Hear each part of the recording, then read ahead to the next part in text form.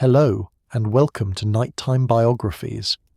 On March 10th, 1913, in a small house in Auburn, New York, an old woman lay dying. She was 91 years old, though she herself was never entirely sure of her age. The years of her birth had not been recorded.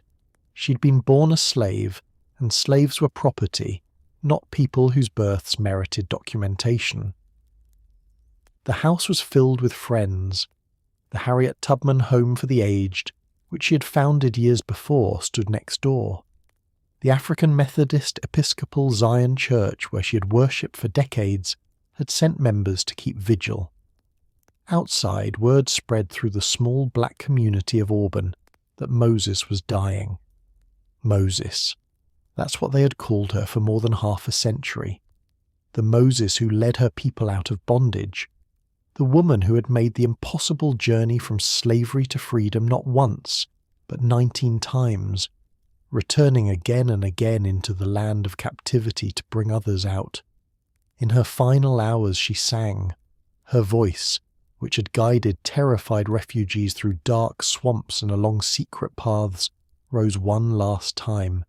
The old spirituals, the songs of deliverance. Swing low, sweet chariot. She sang, and then she spoke to those gathered around her bed. I go to prepare a place for you, she told them, quoting scripture, her words barely above a whisper. Then Harriet Tubman, who had escaped slavery, who had rescued 70 souls from bondage, who had served as a spy and scout for the Union Army, who had led the only military raid in American history planned and executed by a woman, closed her eyes and was gone. Consider the strangeness of what I have just described.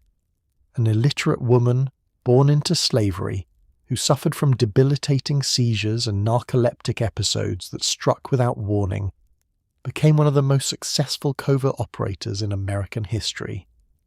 A woman who stood barely 5 feet tall, who could neither read nor write, who fell unconscious multiple times a day, orchestrated rescue missions that slave catchers and professional trackers could never penetrate. A woman who owned nothing, who began with nothing, who by every measure should have lived and died in anonymous bondage, instead became a legend whispered about in slave quarters across Maryland. A woman whose reputation for rescuing the enslaved made her more famous among her people than any general or politician. How does this happen? How does someone born with every disadvantage, enslaved, black, female, illiterate, disabled, become an unstoppable force? How does a woman the world dismissed as worthless prove more determined, more cunning, more brave than the men who hunted her? That is the question we will answer tonight. But before we trace Harriet Tubman's journey from slavery to freedom, from fear to unshakable courage, please take a moment to like this video and subscribe to the channel. I'm always curious where in the world you're listening from tonight, so please leave a comment and let me know your location. And now, settle in as we travel back to 1822, to the tidewater marshes of Maryland's eastern shore, where a child was born into a system designed to crush the human spirit, a child who would grow up to shatter that system one rescue at a time. The world of Maryland's eastern shore. The Maryland of 1822 was a state caught between two worlds, suspended in an uncomfortable middle position that would define much of Harriet Tubman's early understanding of freedom and bondage. It was a slave state, certainly, part of the South in its economics and social structure. The institution of slavery was legal, accepted, woven into the fabric of daily life and the economic system. But Maryland was not the Deep South. It was not Alabama or Mississippi, where vast cotton plantations stretched as far as the eye could see, where the slave population vastly outnumbered the free whites, where the entire economy rested on the backs of hundreds of thousands of enslaved people. Maryland was a border state. It touched Pennsylvania, where slavery had been abolished through gradual emancipation laws passed in 1780. This proximity to freedom made everything different. In the Deep South, freedom was 1,000 miles away, an impossible dream. In Maryland, particularly on the eastern shore, freedom was 90 miles north. You could walk there. People did walk there. The eastern shore of Maryland, where Harriet Tubman was born, was a flat, marshy landscape cut through with rivers and creeks and inlets that connected to the vast Chesapeake Bay. This was tidewater country, where the land met the water in complex ways, where marshes gave way to firm ground and then back to marsh again, where channels and creeks formed natural highways for those who knew how to navigate them. The Chesapeake Bay dominated the geography and the economy. The bay was one of the richest fishing grounds in the world, teeming with oysters, crabs, fish of every description. Maritime industries thrived. Boat building, fishing, oystering.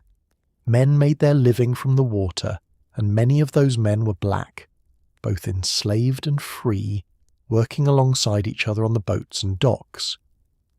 The land itself was neither mountains nor prairie, but something in between, relatively flat with gentle rolling hills, cut through with waterways. The soil was rich in places, suitable for tobacco and grain, but much of the eastern shore was too marshy or too wooded for intensive agriculture. Instead, the economy depended on a mixture of small-scale farming, timber harvesting, and maritime industries. Dorchester County, where Tubman would be born, was particularly characterized by this mixture of water and wood. The Blackwater River wound through vast marshes where herons and egrets stalked through shallow waters, where muskrats built their domed houses among the reeds, where the tides brought salt water in and fresh water pushed it back out in an eternal rhythm. Eagles nested in the tall trees, ospreys dove for fish. The marshes were alive with bird song and the rustle of unseen creatures moving through the tall grasses. Vast stands of timber covered portions of the landscape: oak, pine, poplar, cedar. The timber industry was crucial to the local economy. Trees were felled, trimmed, and hauled to the rivers, where they were floated downstream to sawmills. The lumber was used for shipbuilding, for construction, for export. The work was hard and dangerous, but it employed both free and enslaved workers, and it required skills and knowledge that went beyond simple labour. The smell of the marshes, a distinctive mixture of salt water, decomposing vegetation, and rich mud, hung in the air, particularly in summer. In winter, the marshes froze over, the reeds brown and brittle, the water hard enough to walk on. In spring, everything burst into life, wild flowers blooming, birds migrating through by the thousands, the marsh grass turning brilliant green. The weather on the eastern shore was variable and often harsh. Summers were hot and oppressively humid, with temperatures climbing into the 90s, and the air so thick with moisture it felt hard to breathe. Winters could be brutally cold, with icy winds whipping across the flat landscape, finding every crack in poorly constructed cabins.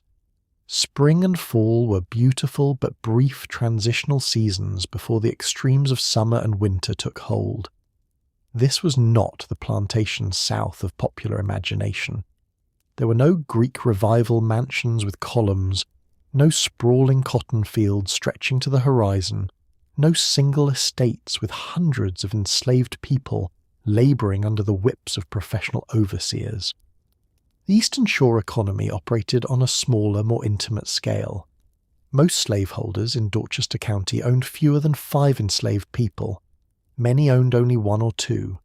These were not wealthy planters, but small farmers, shopkeepers, professionals who might own a single family, or even a single person to help with domestic work or farm labour.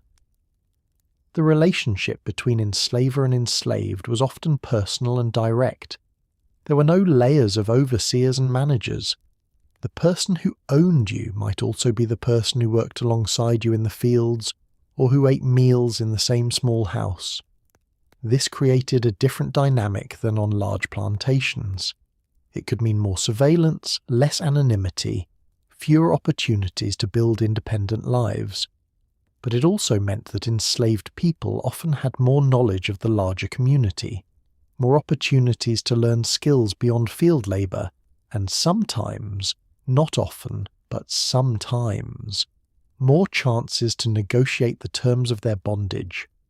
Many white families on the Eastern Shore owned no slaves at all. They worked their own small farms, operated their own shops, lived lives of modest means without ever participating directly in the slave system. These poor and working-class whites occupied an uncomfortable position in the social hierarchy, superior to black people by law and custom, but economically similar to or even worse off than some free black people. And significantly, crucially, about half of the black population in Dorchester County was free. This statistic is worth pausing over because it made the Eastern Shore radically different from the Deep South. In many parts of South Carolina or Georgia, free black people were rare exceptions, viewed with suspicion, subject to constant harassment. In Dorchester County, free black people were everywhere. They owned property, they operated businesses, they worked as craftsmen, sailors, farmers. They married, had families, lived lives that, while constrained by racial prejudice, were nonetheless lives of legal freedom. This created a complex and sometimes confusing social landscape. Free black people lived next door to enslaved people. They worked alongside each other. They attended the same churches. They were often related. A man might be free while his wife remained enslaved, or a woman might have purchased her own freedom, but her children remained the property of someone else. The legal principle was clear but cruel. Children followed the condition of their mother. If your mother was enslaved, you were enslaved, regardless of your father's status.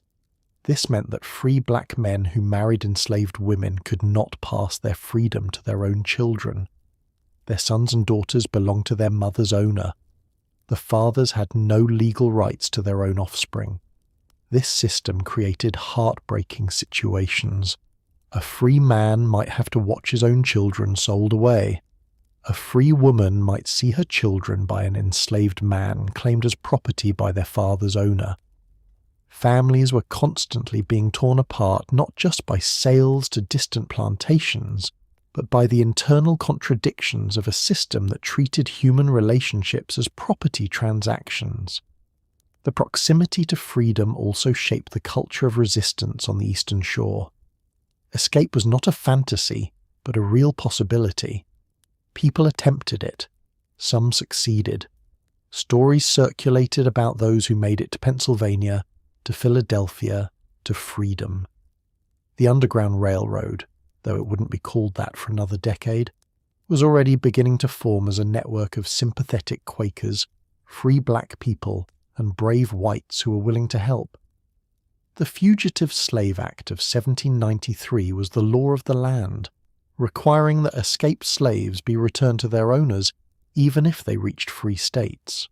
Federal marshals could cross state lines to capture runaways. Anyone who helped a fugitive could face fines and imprisonment. The law made escape more dangerous and less certain. Reaching Pennsylvania didn't guarantee safety, but it didn't make escape impossible. The Quakers were particularly important to this developing network of resistance.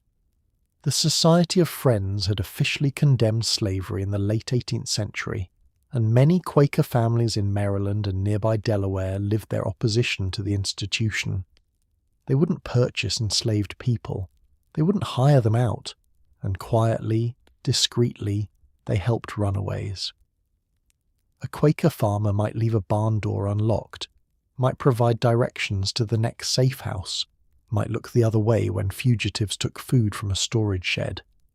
These actions were illegal and risky. Quakers faced prosecution and social ostracism for helping runaways, but they did it anyway, motivated by religious conviction that slavery was a sin and that helping the oppressed was a sacred duty. Free black communities also played a crucial role. People who had achieved freedom often felt a duty to help those still in bondage. They provided shelter, shared information about routes and dangers, sometimes even travelled into slave territory to guide people out. This was extraordinarily dangerous. Free black people could be kidnapped and sold into slavery themselves, and if caught helping fugitives, they faced severe punishment. But they did it anyway. Into this complicated world of slavery and freedom, of marshes and timber forests, of Quakers and slave catchers, of families split between bondage and liberty, a child was born in early March 1822 who would eventually become the most successful conductor on the Underground Railroad. Her name was Araminta Ross. Her family called her Minty. The world would come to know her as Harriet Tubman. But before Araminta became Harriet, before Harriet became Moses, there was first a childhood in slavery that would teach her everything she needed to know about survival, about courage, and about the landscape she would later navigate in darkness while leading others to freedom. Born into bondage. The exact date is uncertain, as it was for so many born into slavery. Birth records were not kept for enslaved people. Why would they be? The enslaved were property, not persons in the eyes of the law. A slave owner might record the birth of a valuable calf or colt with more care than the birth of a human child who would spend their life in bondage. But recent historical research, painstakingly assembled from fragmentary evidence, suggests that Harriet Tubman was born in the early March 1822. The evidence includes a payment made by Anthony Thompson to a midwife in March 1822 for attending the birth of a child to Rit Ross, Harriet's mother. Thompson kept meticulous financial records. He tracked every expense on his plantation, including payments for medical services. The entry is brief, just a line in a ledger, but it's enough to anchor Tubman's birth to a specific time and place. The location was Peter's Neck, an area south of Madison in Dorchester County, on the plantation of Anthony Thompson. It was in a modest cabin that the birth took place, not the rough communal slave quarters of a large Deep South plantation, but still a small, drafty structure that offered little protection from the cold March weather that characterized the eastern shore that time of year. The cabin would have been made of wood, with gaps between the planks that let cold air whistle through. There might have been a small fireplace, but fuel was often scarce and jealously rationed. The floor was probably hard-packed dirt, cold and damp from winter's thaw. There would have been little furniture, perhaps a rough wooden bed, maybe a table, certainly not much else. Privacy was non-existent. The sounds of other families in nearby cabins carried through the thin walls. Life was lived in public, even in its most intimate moments. The midwife who attended Rit Ross would have been an enslaved woman herself, someone with experience in childbirth who served the enslaved community in this capacity. Birth was dangerous in 1822, deadly dangerous. Many women died in childbirth or shortly after from infection or hemorrhage. Many babies died within days or weeks of birth. There were no hospitals, no antibiotics, no emergency medical interventions. A difficult birth could mean death for mother, child, or both. But Rit Ross survived, and so did her baby. The child was named Araminta Ross.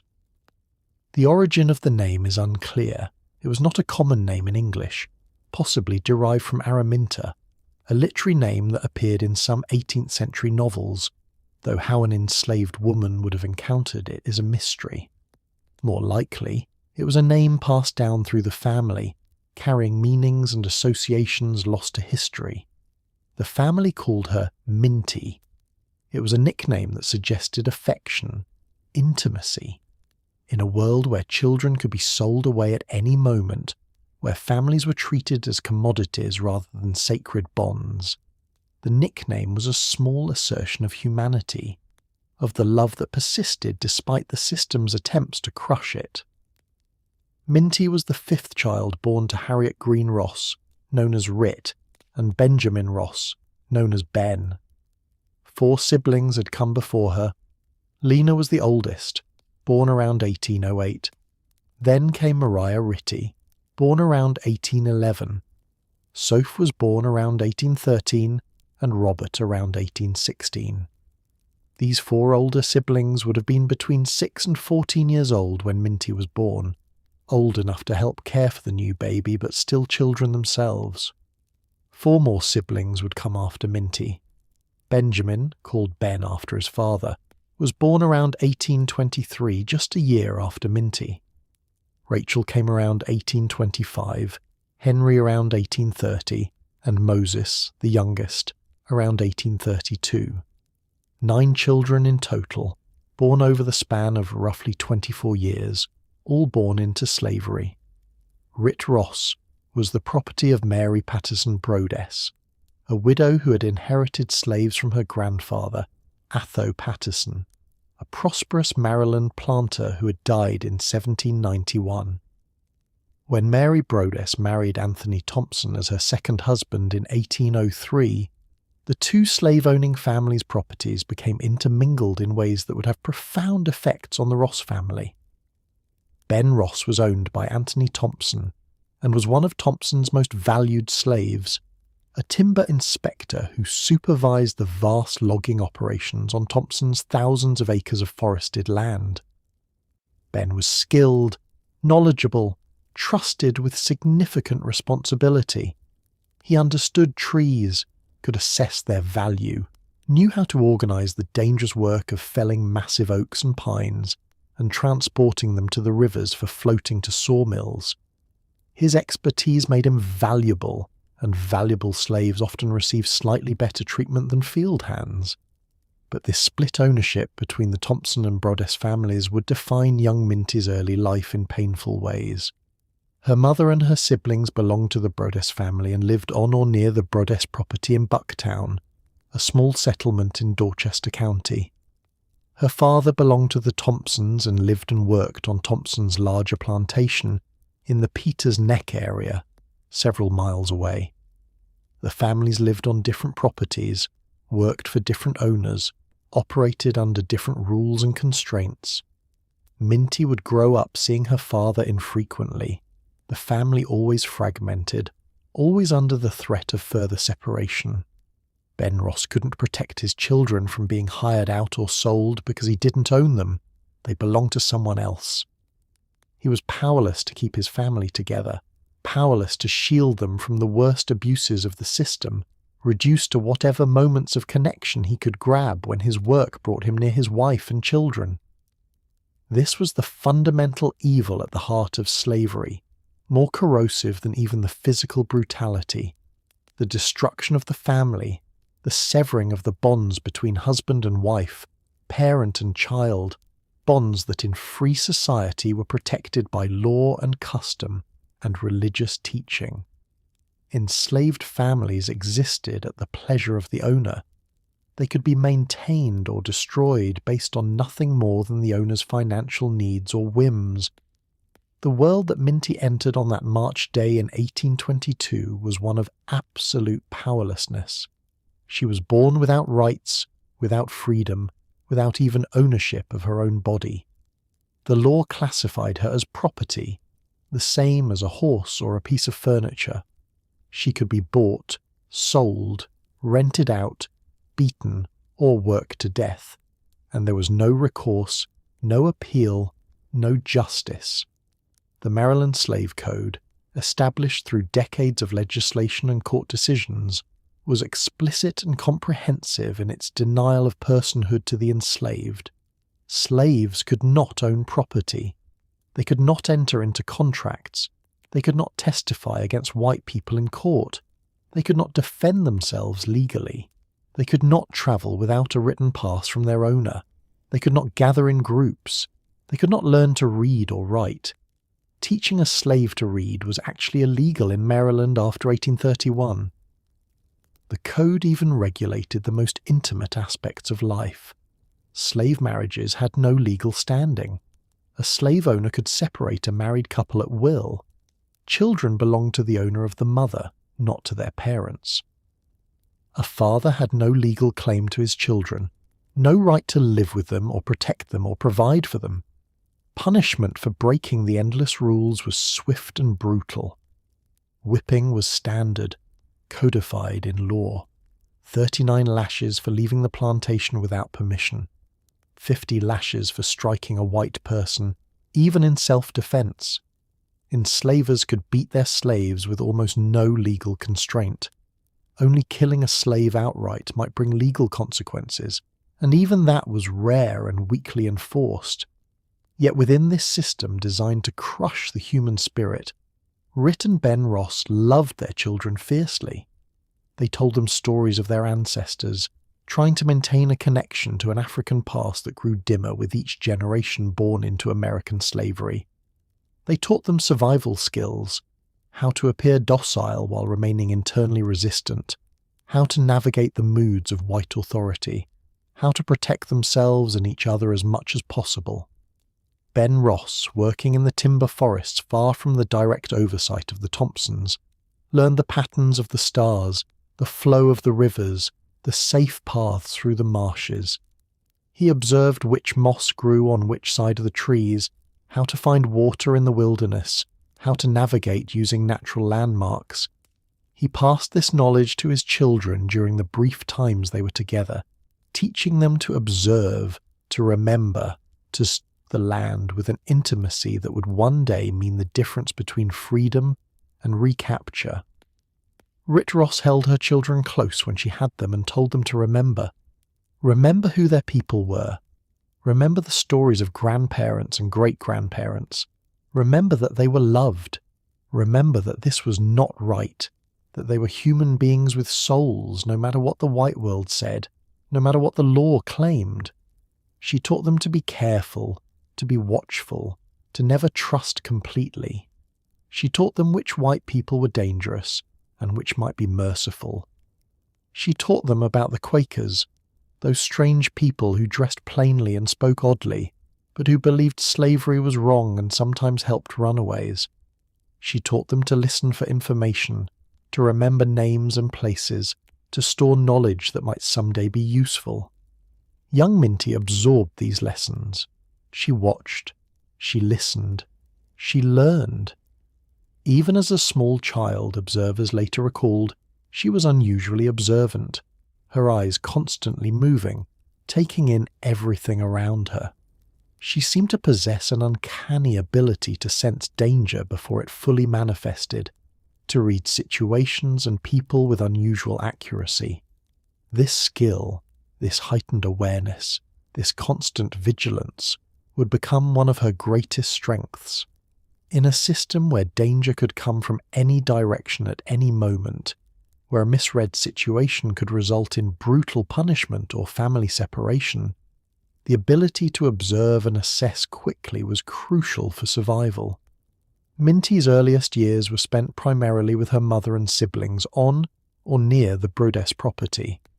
She had some early memories of her father visiting, of being held by him, of his deep voice and his large, work-hardened hands. But he was more often absent than present, and young children learn quickly to accept the reality they're given. The Brodess farm was small compared to the Thompson plantation. Edward Brodess, who would inherit the property and the enslaved people on it from his mother when he came of age, was not a wealthy planter, but a struggling farmer always in debt, always trying to extract more profit from limited resources. This made him dangerous to the people he enslaved. A desperate owner was an unpredictable owner, likely to sell people to raise cash, unlikely to show mercy when it might cost money.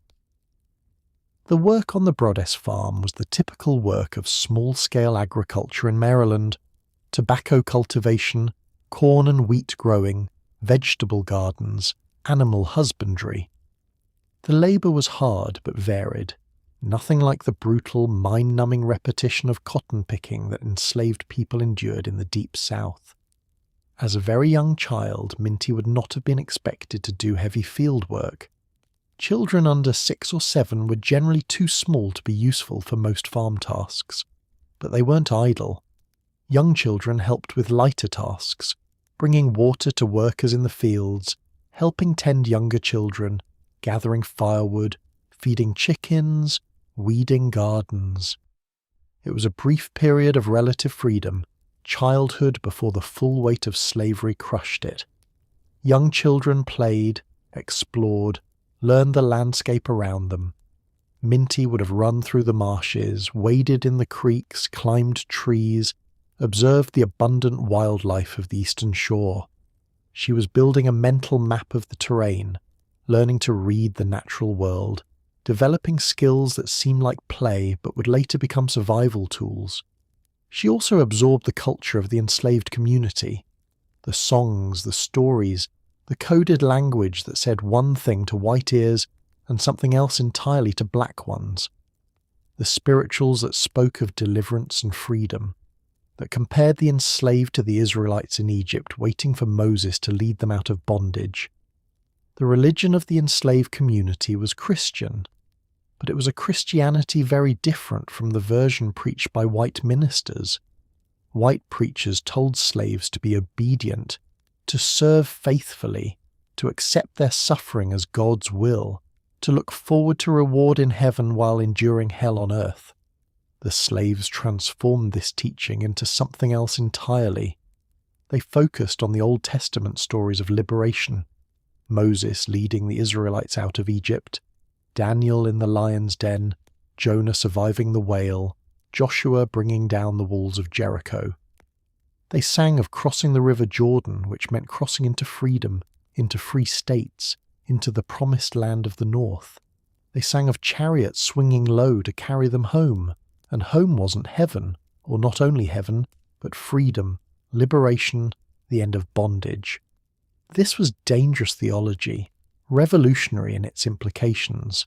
The enslaved were comparing themselves to the chosen people of God, and their enslavers to the Pharaoh of Egypt. They were imagining deliverance, freedom, the overthrow of their oppressors. If white people had truly understood what was being said in the slaves' religious meetings, they would have been terrified. Minty grew up steeped in this tradition. The songs and stories entered her consciousness, shaped her understanding of her own condition and her possibilities. She learned to see herself not as property, but as one of God's children, temporarily in bondage but destined for freedom. This belief, planted in childhood, would sustain her through unimaginable hardships and embolden her to attempt what others thought impossible. But first, before Minty could even think of freedom, she had to survive childhood in slavery. And at the age of 6, that survival became significantly harder. Edward Brodess, always desperate for money, decided to start renting her out to other families to generate income. Minty's childhood was about to end. Rented out and broken in. At the age of 6, Minty's childhood effectively ended. Eliza Brodess, who'd inherited ownership of Rit and her children after Mary Patterson Brodess died, decided to rent out the young girl to generate income. This was common practice in the Eastern Shore slave system. Rather than keeping all their enslaved workers on their own property, owners would rent them out to other families for a fee. It provided the owner with income while transferring the cost of housing and feeding the slave to someone else. For a struggling owner like Eliza Brodess, who was trying to maintain a farm and raise children on limited resources, renting out slaves was a necessary source of revenue. For Minty, it meant being torn from her mother and sent to live with strangers who had no investment in her well-being. She was 6 years old. 6 years old, and she was being sent away from the only home she knew, from her mother's arms, from her siblings, to live with white people who would own her labour and her time but would never care about her as a person. The first placement was with a woman known in historical records only as Miss Susan. This woman needed help caring for her baby and maintaining her household. The arrangement was straightforward. Minty would live in Miss Susan's house, care for the infant, keep the home clean, and be available at all hours to serve whatever needs arose. Minty had never cared for an infant before. She was herself still a child, barely past toddlerhood herself. but she was expected to keep the baby quiet day and night, to rock the cradle endlessly, to wake at the infant's first whimper, to keep the house clean, to obey instantly any command. The work was exhausting and endless. During the day, Minty cleaned, cooked, tended the baby, ran errands, and performed whatever tasks Miss Susan demanded.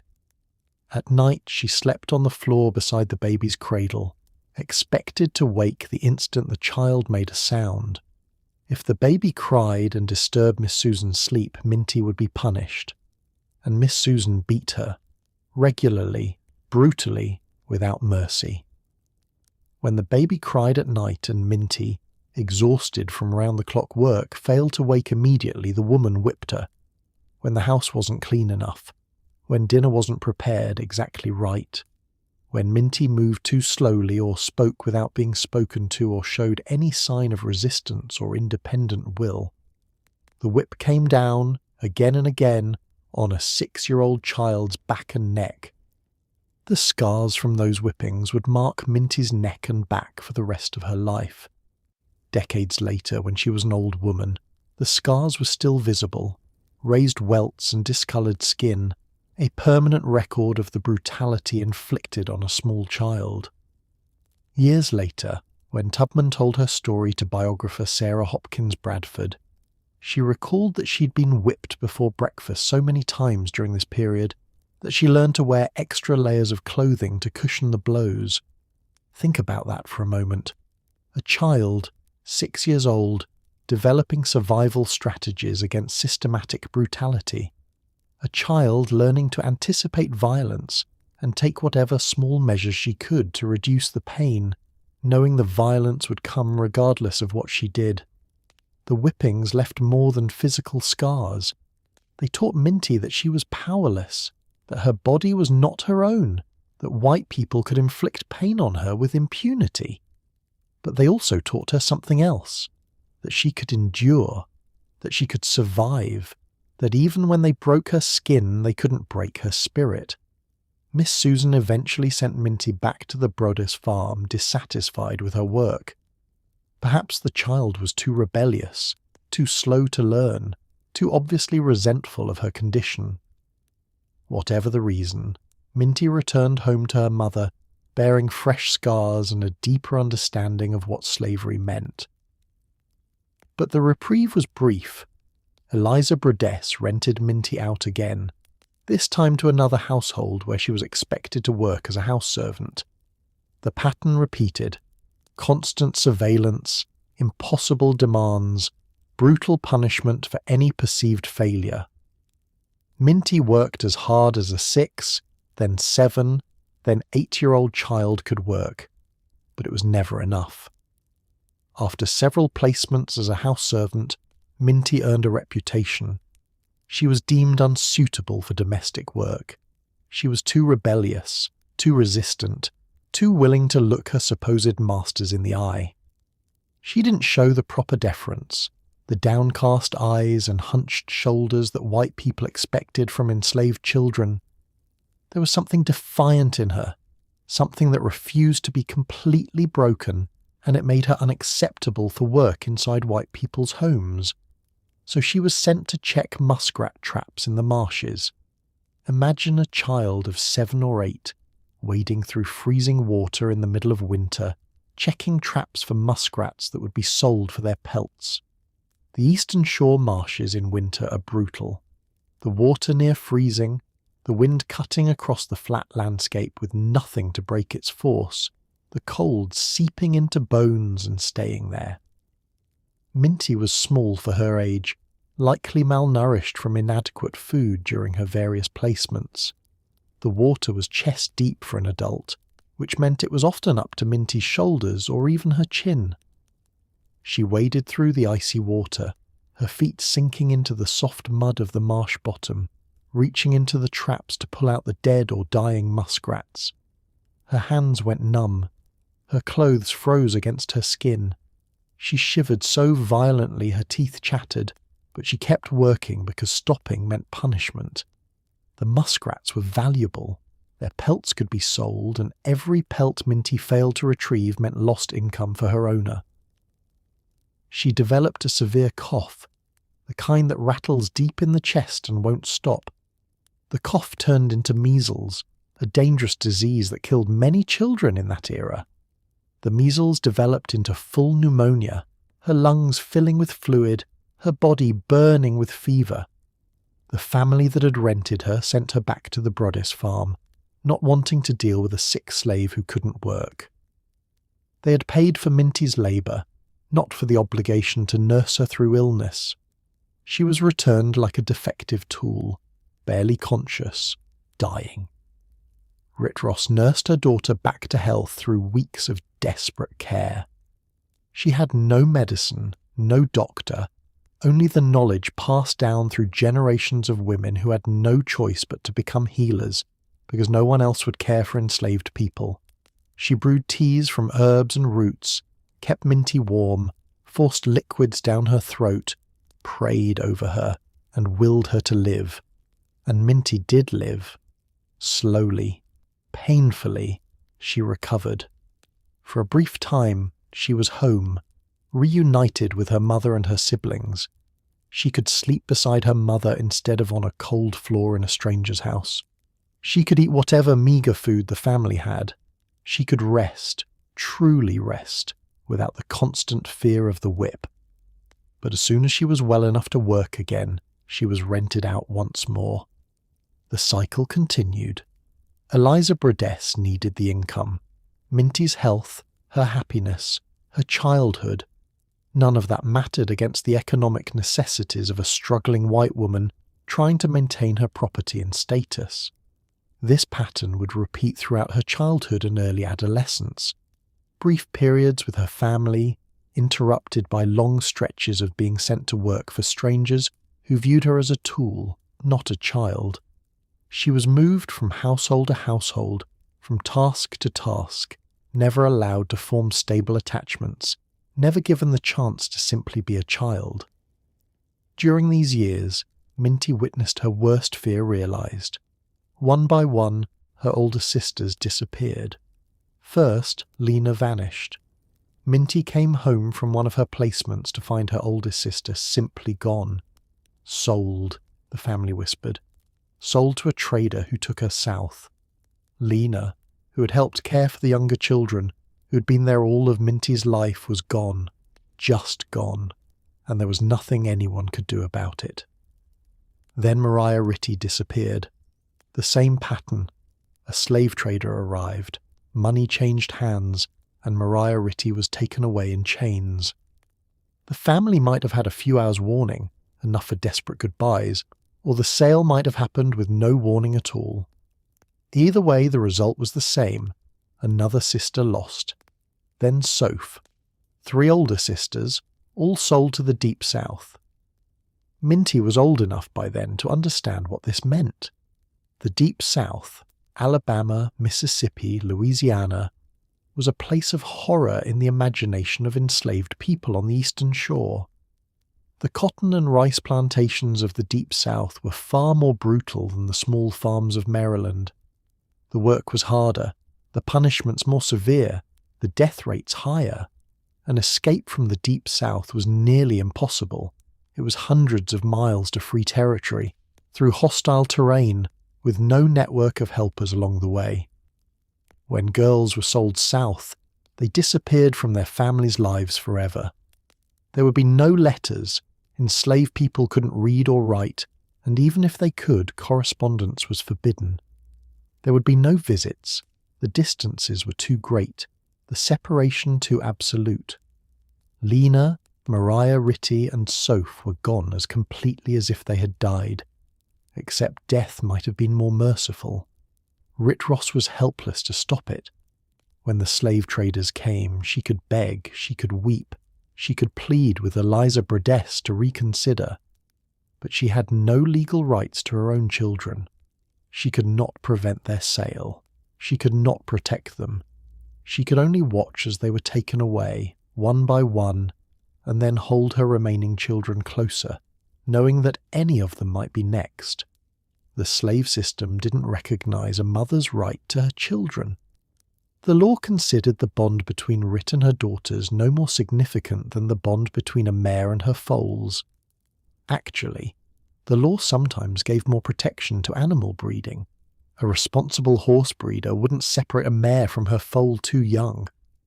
But enslaved children could be sold away from their mothers at any age, for any reason, and the law saw nothing wrong with it. Minty learned lessons from these losses that would shape the rest of her life. She learned that nothing was permanent, nothing was safe. At any moment, anyone she loved could be taken away forever. She learned that the system was designed to crush families, to prevent the bonds of love from forming because those bonds made enslaved people harder to control. She learned that her mother's love, fierce and absolute as it was, could not protect her from being sold. This knowledge settled into her bones, sharpening her understanding that the only safety lay in freedom. As long as she was enslaved, as long as her family was enslaved, they were all vulnerable. They could all be sold. They could all disappear. The only way to be truly safe, the only way to protect the people she loved, was to escape the system entirely. These lessons would drive her for the rest of her life. When she finally escaped to freedom, she couldn't rest in that freedom while her family remained in bondage. She had to go back. She had to bring them out. Because she had seen what happened to families under slavery, and she would move heaven and earth to prevent anyone else she loved from disappearing, the way Lina, Mariah Ritty, and Soph had disappeared. But before she could think about escape, before she could even imagine freedom, she had to survive. And surviving childhood in slavery meant developing skills, building strength, and learning to navigate a world designed to crush her. The weight that changed everything. The incident happened when Minty was 12 or 13 years old, sometime around 1834 or 1835. The exact date, like so much of her early life, was never recorded. She'd been hired out to a farmer and was sent one day to accompany the cook to a dry goods store to purchase supplies. It was late fall, and the afternoon light was already fading. While they were in the store, a young enslaved man ran in, his eyes wild with fear. Behind him came his overseer, enraged, shouting for someone to stop the fugitive. The overseer's face was red, his fists clenched. He ordered Minty to help him capture the fleeing young man. Minty refused. She didn't move to block the doorway. She didn't help restrain the fugitive. She simply stood there, a small girl refusing a direct order from a white man in a position of authority. It was an act of defiance that, in the social order of slavery, was unthinkable. The overseer grabbed a 2-pound iron weight from the store's counter. It was the kind of weight used for balancing scales, heavy and solid, made of cast iron or lead. He hurled it at the fleeing young man. The weight missed its intended target. Instead, it struck Minty full in the forehead with crushing force. The impact fractured her skull and drove fragments of the shawl she was wearing into the wound. She collapsed instantly unconscious. Blood poured from the wound, soaking through her shawl, pooling on the floor. Those present thought she was dead or dying. They carried her back to her mother's cabin and laid her on the seat of a loom. She didn't even have a bed. For weeks she drifted in and out of consciousness. Rit Ross tended to her daughter, not knowing if Minty would live or die, watching for any sign of improvement. There was no doctor, of course. Medical care for enslaved people was rudimentary at best, and a head injury to a teenage slave girl was not something that would merit the expense of professional treatment. Minty either lived or died according to the strength of her own body. She lived, but she would never be the same. The injury left a deep indentation in her skull. For the rest of her life she would suffer excruciating headaches, and what she described as a constant buzzing or ringing in her head. But far more significant were the seizures. They would come without warning. Minty would be in the middle of a conversation, or working, or walking, and suddenly she would go rigid. Her eyes would roll back. She would collapse into what looked like a deep sleep, completely unresponsive. The episodes lasted anywhere from a few seconds to several minutes. Then, just as suddenly, she would wake, often mid-sentence, picking up the conversation where she had left off as if nothing had happened. Medical historians now believe Tubman suffered from temporal lobe epilepsy, possibly combined with narcolepsy caused by the traumatic brain injury. The symptoms match what we know today as absent seizures and hypersomnia. But in 1835 there was no such diagnosis, no treatment, no understanding of what was happening to her. From a slave owner's perspective, Minty had become damaged goods. She now had a visible disability that made her unpredictable and seemingly less valuable.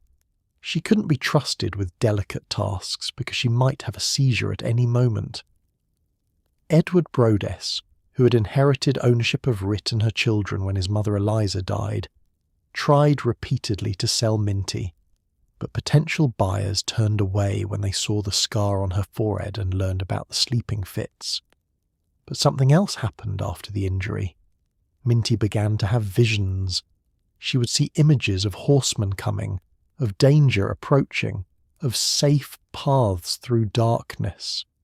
She heard what she described as the voice of God, giving her guidance and instruction. The visions came during her seizures or in the hypnagogic state between waking and sleeping. They were vivid, detailed, and often prophetic. From a modern medical perspective, these were likely hallucinations caused by her temporal lobe epilepsy. Hallucinations, visual, auditory, and even olfactory, are common in this condition, particularly originating from the area of the brain damaged by her injury. But Minty interpreted them through the lens of her deep religious faith. She believed God was speaking to her. She believed she was being prepared for a purpose.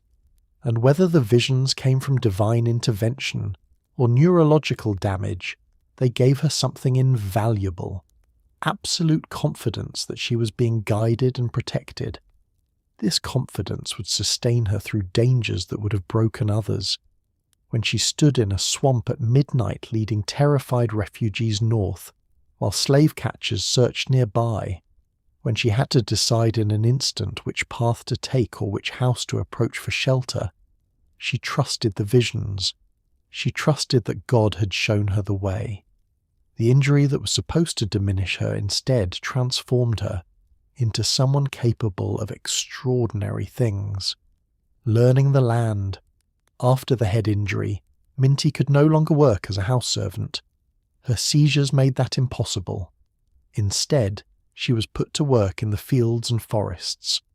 For a disabled slave girl, this seemed like a demotion, a relegation to the hardest physical labour. It was actually her salvation. Working outdoors, Minty had the opportunity to learn skills that would later save her life and the lives of dozens of others. She was hired out to John Stewart, a plantation owner and businessman who operated in the tobacco stick area of Dorchester County, and there she began to develop capabilities that no one could have predicted would be important. Edward Brodess, desperate to make some money off his damaged property, negotiated a deal with Minty. She could hire herself out and keep a small portion of her wages as long as she paid him a yearly fee. This unusual arrangement gave Minty a degree of autonomy rare for an enslaved person. She could choose her work assignments. She could move between different employers. She could explore the region. She chose the hardest physical jobs. She drove oxen. She ploughed fields. She hauled logs. She worked in the timber forests alongside her father, Ben Ross, who by this time had been manumitted according to the terms of Anthony Thompson's will, which had specified that Ben was to be freed 5 years after Thompson's death in 1836. Ben Ross was an expert woodsman and timber inspector. He knew the forests of Dorchester County like few others. He understood which trees were valuable, how to fell them safely, how to transport the massive logs to the rivers where they would be floated to sawmills.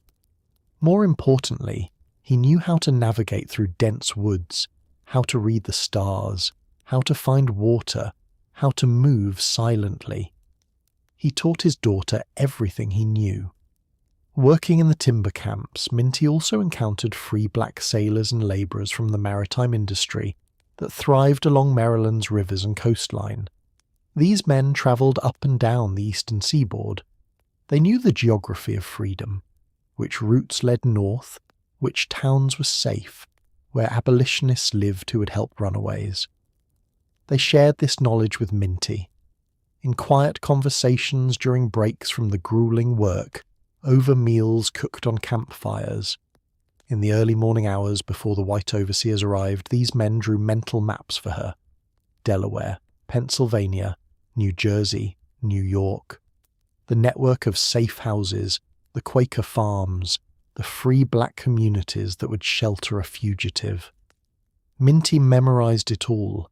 She learned to recognize the North Star, the drinking gourd constellation that pointed the way to freedom. She learned which rivers flowed north, which roads were watched by patrollers, which marshes could hide someone from pursuers. She also developed her physical strength to an extraordinary degree. The work was brutal, hauling logs, ploughing with oxen, clearing land. But Minty threw herself into it, building muscles and endurance. People who met her later in life were always surprised by her physical power.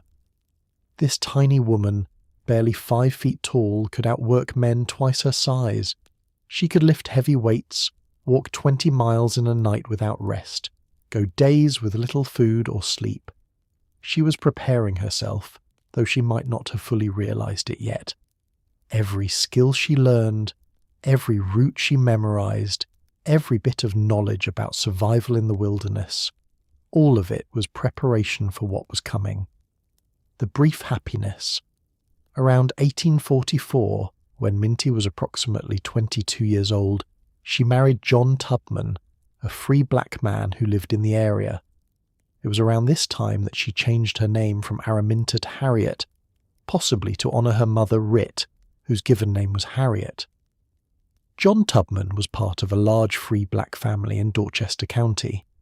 How they met is not recorded, but the marriage suggests a brief period of hope in Harriet's life, a moment when perhaps freedom through legal means seemed possible. The marriage was both a joy and a legal tragedy. John was free, but Harriet remained enslaved. The law was clear and cruel. Any children born to Harriet would belong not to their father, not to their parents, but to Edward Brodess. They would be slaves from birth, the property of the man who owned their mother. For John Tubman to marry Harriet, he had to accept that he would have no legal rights to his own children. He would be powerless to protect them from being sold away. He was giving up fundamental rights that free men took for granted. The right to raise his own children, to keep his family together, to protect those he loved. This suggests John Tubman loved Harriet very much. But it also reveals the impossible contradictions built into the system of slavery. How could a marriage exist when one partner was property? How could love flourish under the constant threat of separation and sale? Harriet cherished her time with John. After years of being rented out to strangers, of sleeping on floors in other people's houses, she had something resembling a home. They lived together when her work allowed. For a few years she experienced what it might feel like to be a wife, to be part of a partnership, to imagine a future. But the threat of sale loomed constantly. Edward Brodess was in financial trouble. His small farm was not profitable. He had inherited debts. The most liquid assets he possessed were the human beings he enslaved. Harriet had always known since childhood, that desperate owners sold their slaves. She had watched her sisters vanish into the horror of the Deep South. She knew she might be next. Then, in March 1849, Edward Brodess died, leaving behind his wife, Eliza Ann Brodess, and a mountain of debt. The farm faced seizure. To save it, to pay off the creditors, Eliza would have to sell slaves. Harriet heard rumors. Slave traders were being contacted. The family's enslaved people were being appraised. She might be sold any day. She made a decision that would change her life and the lives of countless others. She would not wait to be sold. She would not passively accept her fate. She would run. The first escape. Harriet had been planning this for years, perhaps without consciously realizing it. Every conversation with those free black sailors, every route memorized, every skill learned in the forests, it all came together in the late summer of 1849. She tried first to convince her brothers to come with her. Benjamin and Henry agreed. On the night of September 17th, 1849, the three of them slipped away from the Brothers' farm and headed north. They made it a few miles before Benjamin and Henry panicked. The reality of what they were attempting, leaving everything they knew, navigating through dangerous territory, risking capture and brutal punishment, overwhelmed them. They insisted on turning back. Harriet had a choice. She could continue alone, or she could return with them. If she continued and they went back, they might be tortured into revealing that she had escaped. If she returned, there would be another chance. She went back with them. But not for long. Within days, Harriet learned that she and her brothers had indeed been about to be sold. An advertisement was placed in the Cambridge Democrat newspaper, offering a $100 reward for the return of Minty and her brothers Ben and Harry if caught outside of Maryland. Harriet knew she had to move immediately. She said goodbye to her mother without telling Rich she was leaving. The knowledge would be too dangerous for her mother if slave catchers came asking questions. She tried to tell John Tubman that she was going to run and wanted him to come with her. John refused. He was free. His life was in Maryland. He didn't want to go north to an uncertain future. Some accounts suggest he threatened to report her if she tried to escape. Harriet faced one of the most painful decisions of her life. She could stay with her husband and remain a slave, always facing the threat of being sold. Or she could leave him and run for freedom. She chose freedom. Years later she would say, "I had reasoned this out in my mind. There was one of two things I had a right to, liberty or death. If I could not have one, I would have the other." Sometime in late September 1849, Harriet Tubman walked away from the Brodes farm for the last time as a slave. She travelled alone, at night, following the routes she had memorized. She had help along the way. A white woman, possibly a Quaker, gave her directions to the first safe house.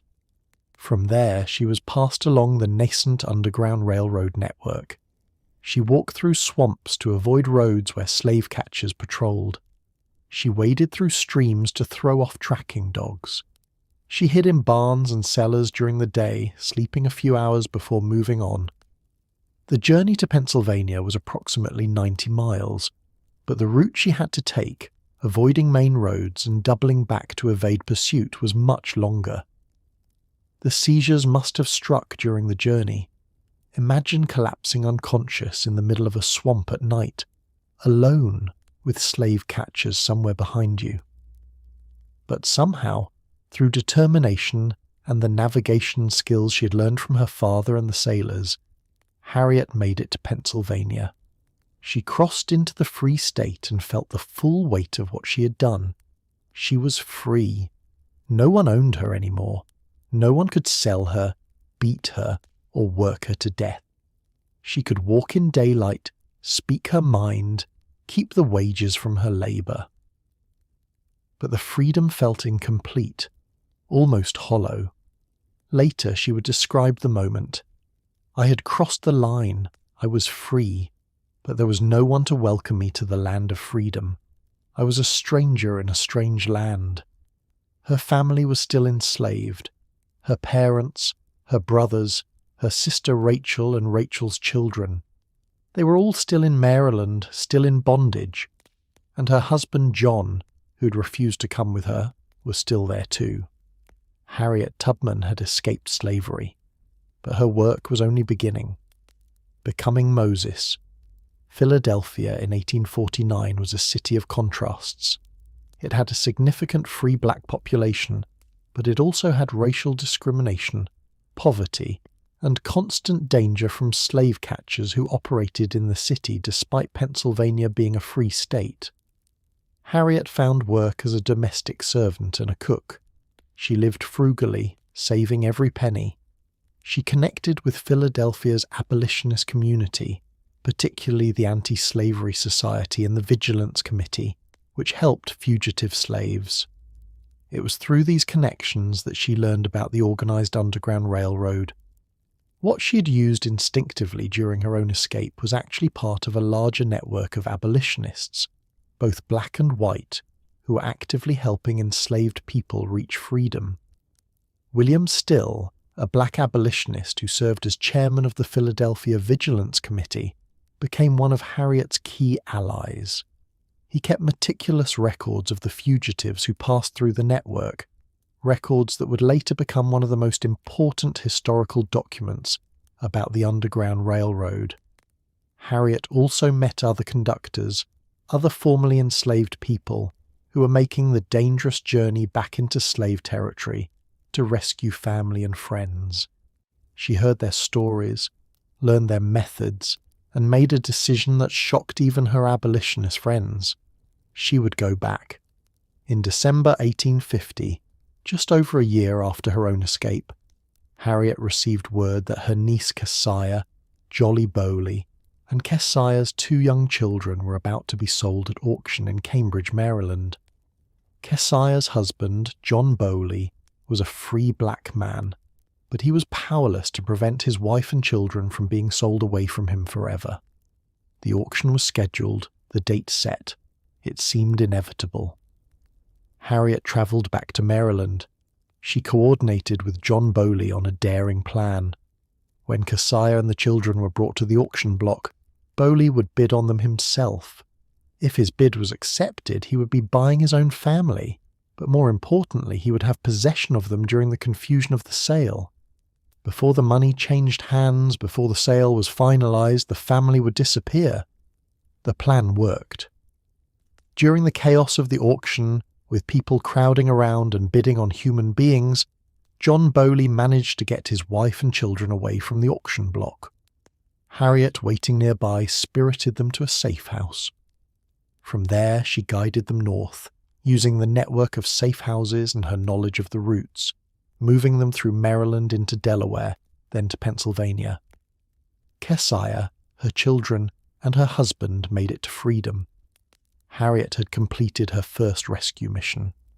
Over the next 10 years, Harriet Tubman would return to Maryland approximately 13 times. Each time she risked capture, torture, and death. Each time she brought more people out. She rescued her brother Moses and 2 other men. She went back for her brother Benjamin and his family. She rescued another group of 11 fugitives, possibly including members of the Bowley family and others. Trip after trip, year after year, she walked back into the land of slavery and led people to freedom. In 1851, she returned to find her husband John, hoping he might reconsider and come north with her. When she arrived at his cabin, she discovered that he had married another woman, a free black woman named Caroline. Harriet was heartbroken, but she suppressed her anger and disappointment. She found other enslaved people who wanted to escape and led them to Philadelphia instead. She developed a reputation among the enslaved communities of the Eastern Shore. Whispered stories spread. There was a woman, a small woman who walked with God, who could lead you to freedom.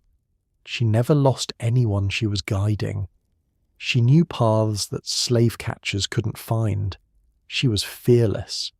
They started calling her Moses, the biblical leader who led the Israelites out of Egypt, out of slavery, to the promised land. The name fit. Harriet herself embraced it, seeing her work as divinely ordained, a mission given to her by God.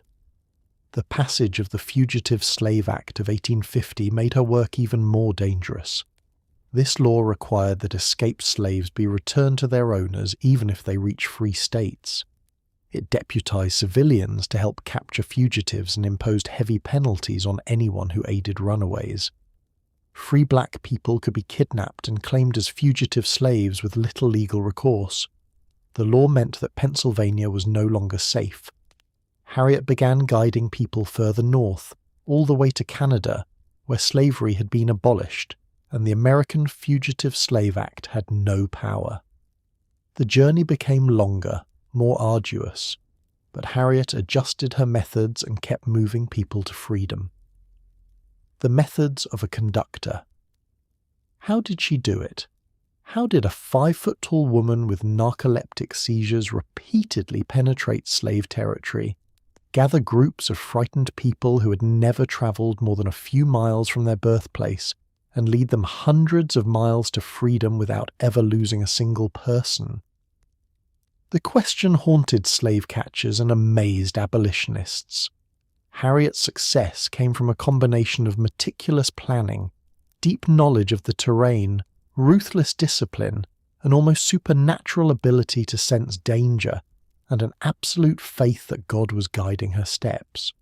She always planned her escapes for winter, when the nights were longest, giving more hours of darkness for travel. The cold was brutal, especially for people fleeing with inadequate clothing. But the extended darkness was worth the suffering. In summer, night lasted perhaps 8 hours. In winter, it stretched to 14 or more. Those extra hours of darkness could mean the difference between reaching safety and being caught in daylight. She usually started on Saturday nights. This timing was calculated with precision. Slave owners couldn't place advertisements for runaways in newspapers until Monday, when the papers published again after the Sunday break. This gave the fugitives a 2-day head start before word of their escape could spread beyond the immediate area. By the time notices appeared in Monday's papers, Harriet and her passengers might be 50 miles away or more. She studied the phases of the moon, choosing nights when the moon was bright enough to navigate by but not so bright that fugitives would be easily visible. She learned to read the sky like a map, using the North Star, Polaris, as her constant guide. The North Star sat at the end of the Little Dipper's handle, nearly fixed in the northern sky while other stars wheeled around it. As long as you kept the North Star in front of you, you were heading north, toward freedom. But Harriet didn't rely solely on celestial navigation. She knew the landscape of the eastern shore with an intimacy few others possessed. From her years working in the timber forest with her father, from her time checking muskrat traps in the marshes, from every journey she'd made while hired out to different families, she had built a mental map of the terrain. She knew which rivers flowed north and which south.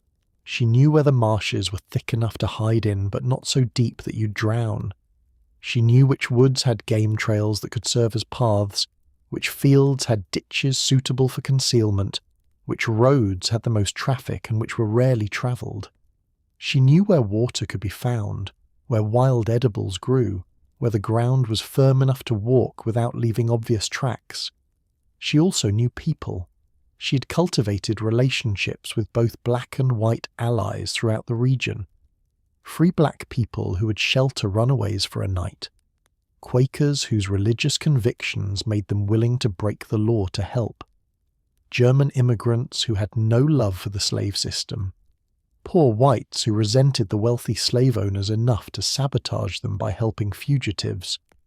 These contacts formed the Underground Railroad network that Harriet tapped into with each rescue mission.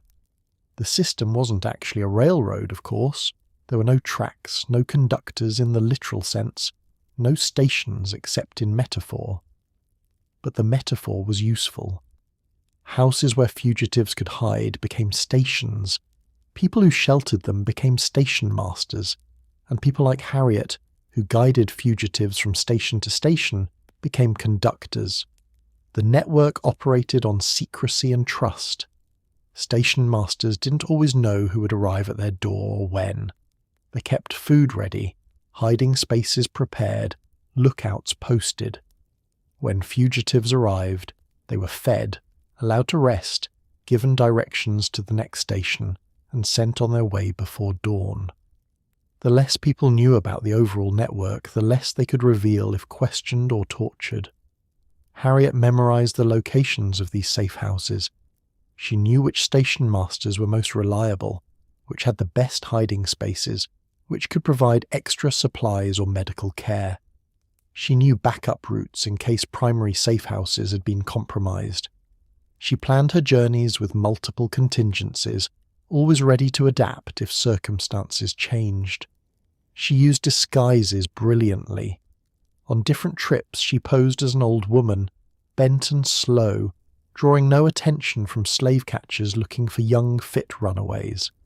She dressed as a field hand, blending into groups of enslaved workers during daytime movements. She even posed as a man on occasion, wearing pants and a broad-brimmed hat to conceal her gender. One famous incident demonstrated her quick thinking and theatrical skill. She was travelling through a town where she might be recognised by her former owner. As she walked down the street, she spotted him approaching. In a split second, she had to decide, run and draw attention, or bluff her way through. She chose to bluff. She happened to be carrying several live chickens. As her former owner drew near, she released the chickens and began chasing them around, creating a comical scene. She ran after the squawking birds, grabbing at them, muttering to herself, playing the role of a befuddled old woman who had lost control of her poultry. Her former owner walked right past without a second glance. The chickens had saved her. Another time, when travelling through a town where notices about her might be posted, she bought tickets on a train heading south, the opposite direction from freedom. Slave catchers were watching trains heading north, but who would suspect that fugitives would travel south? She rode a few stations in the wrong direction, then disembarked in a different town and resumed her northward journey, having evaded the watchers. She was also willing to use deception in more serious ways. She carried forged passes that identified the people with her as slaves travelling with their master's permission. The passes wouldn't hold up to serious scrutiny, but they might satisfy a casual patrol. She had contacts who could produce these documents, people who could imitate the handwriting and signatures of slave owners. She carried a pistol.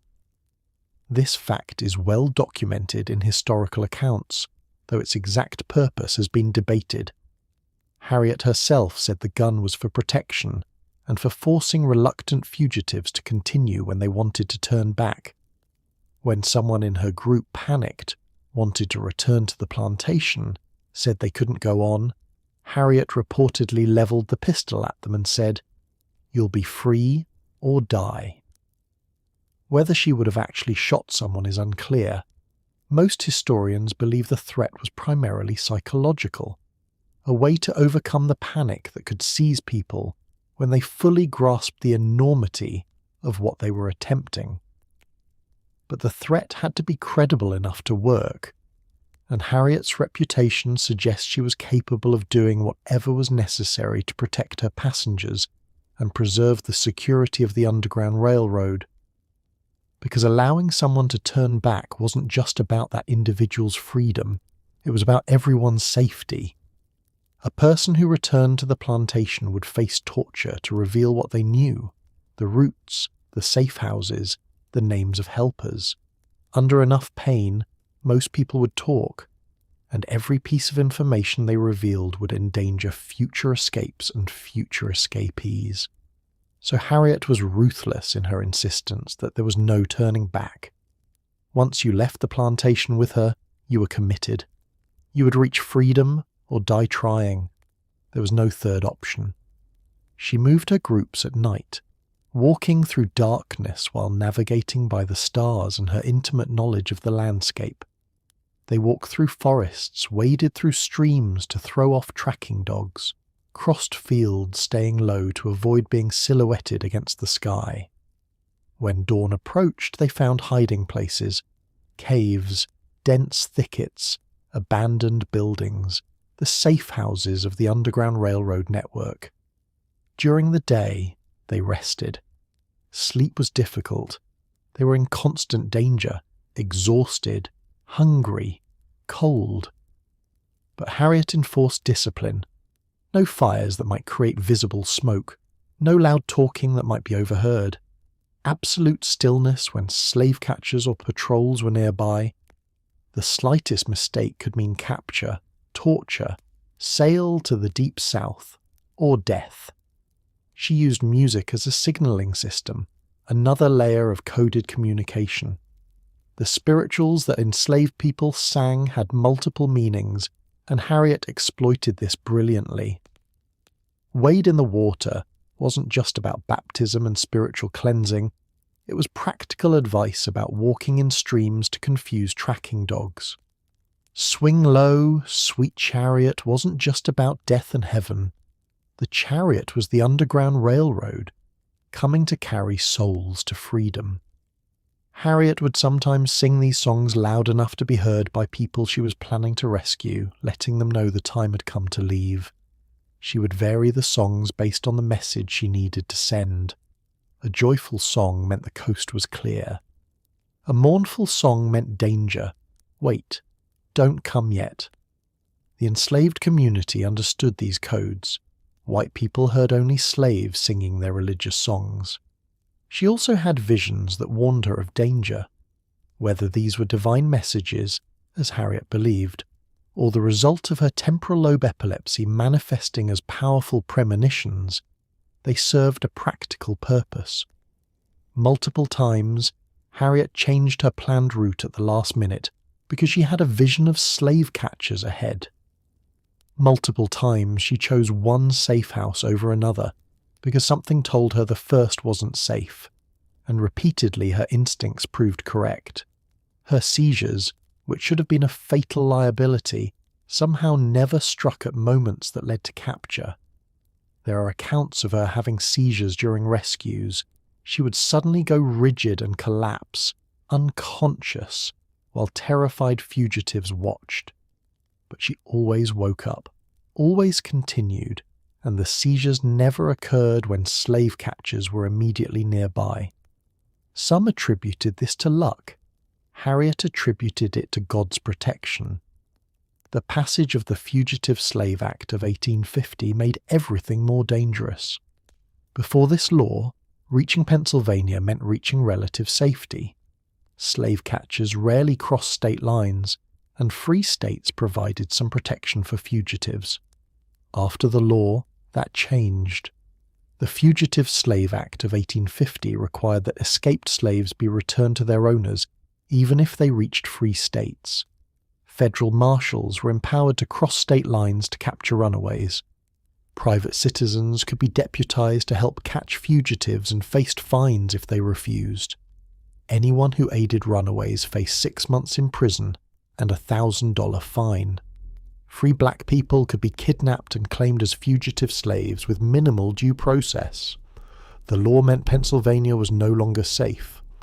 Philadelphia, which had been Harriet's destination for her own escape and her first rescues, now offered only temporary shelter. Slave catchers operated openly in the city, seizing black people off the streets. Some of those seized were actually fugitives. Others were free black people who were claimed as runaways and dragged back to slavery based on fraudulent testimony. Harriet adapted. She began leading people further north, all the way to Canada, specifically to Canada West, which is now Ontario. The journey became much longer. From Maryland to Canada was 400 miles or more depending on the route. The extra distance meant more nights of dangerous travel, more days hiding in cramped, cold hiding places, more opportunities for something to go wrong.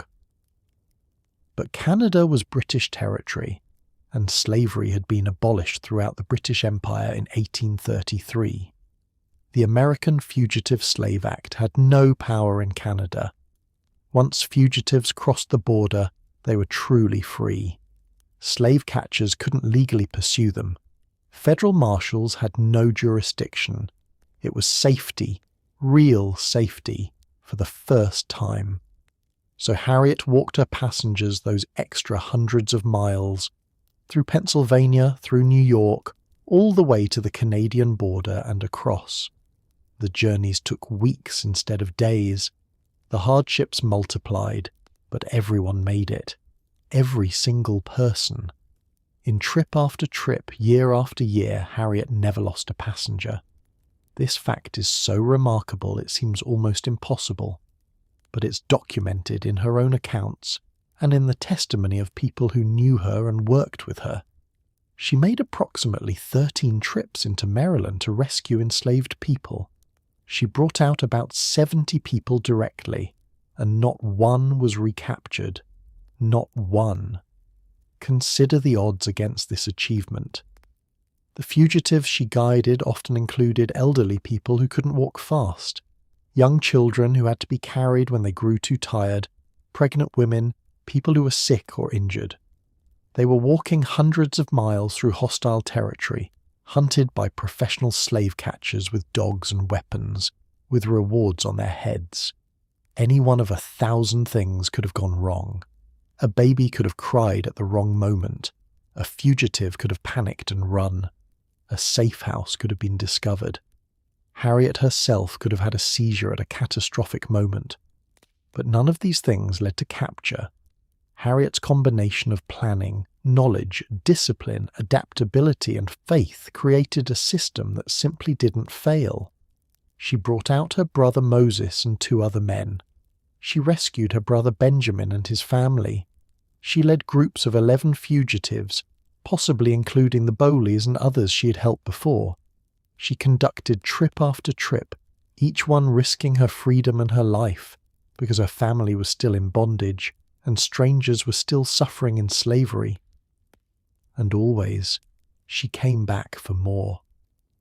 After each successful rescue, after delivering her passengers safely to freedom in Canada or New York, after resting and recovering from the journey, she would start planning the next trip.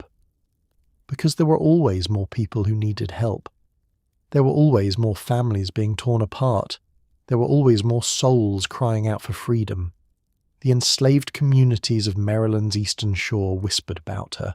There was a woman, they said, a small woman who walked with God, a woman who could lead you to the promised land, a woman who never lost a passenger, a woman called Moses.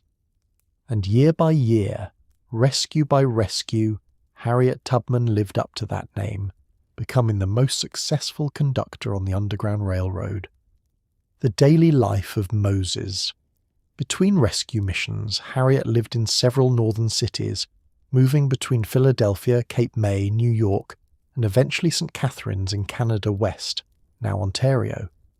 She was small in stature, barely 5 feet tall, with a muscular, compact build from years of hard physical labour. She had a distinctive scar on her forehead from the weight that had struck her, and the irregular sleep patterns from her narcolepsy gave her an unusual appearance. She might fall asleep in the middle of a conversation, then wake up minutes later and continue speaking as if nothing had happened. Her clothing was practical and often worn. She dressed plainly, usually in dark colours that wouldn't show dirt or draw attention. For her rescue missions, she wore men's clothing sometimes, finding it easier to move through rough terrain in pants than in the long skirts expected of women. She was deeply religious, attending African Methodist Episcopal churches wherever she lived, and speaking frequently about her faith. She couldn't read the Bible herself, but she knew its stories from memory, taught to her by her mother and by preachers she had heard over the years. She prayed constantly, often in the middle of whatever she was doing, having conversations with God that sounded to others like talking to herself. Her seizures remained a constant challenge. They could strike at any time while she was working, walking, talking to someone. She would suddenly go rigid, her eyes would roll back, and she would collapse into what looked like deep sleep. Sometimes the episodes lasted only seconds, sometimes several minutes. People who didn't know her were often alarmed, but those familiar with Harriet learned to simply wait for her to wake up. Despite this disability, or perhaps partly because of it, Harriet possessed enormous physical endurance. She could walk 20 or 30 miles in a night without complaint. She could go days with minimal food or sleep. She was stronger than most men despite her small size, able to lift heavy loads and work tirelessly. She made money between rescue missions by working as a domestic servant, a cook, and a laundress. The work was menial and the pay was minimal, but she saved every penny she could for her rescue operations. She also received financial support from abolitionist societies and individual donors who believed in her work. Her social circle included some of the most prominent abolitionists in America. She met Frederick Douglass, the famous formerly enslaved orator and writer, and stayed at his home in Rochester, New York. Douglass later wrote about her with immense admiration, calling her work more significant than his own, because while he wrote about freedom, she fought for it directly. She met Sojourner Truth, another formerly enslaved woman who became a powerful speaker for abolition and women's rights.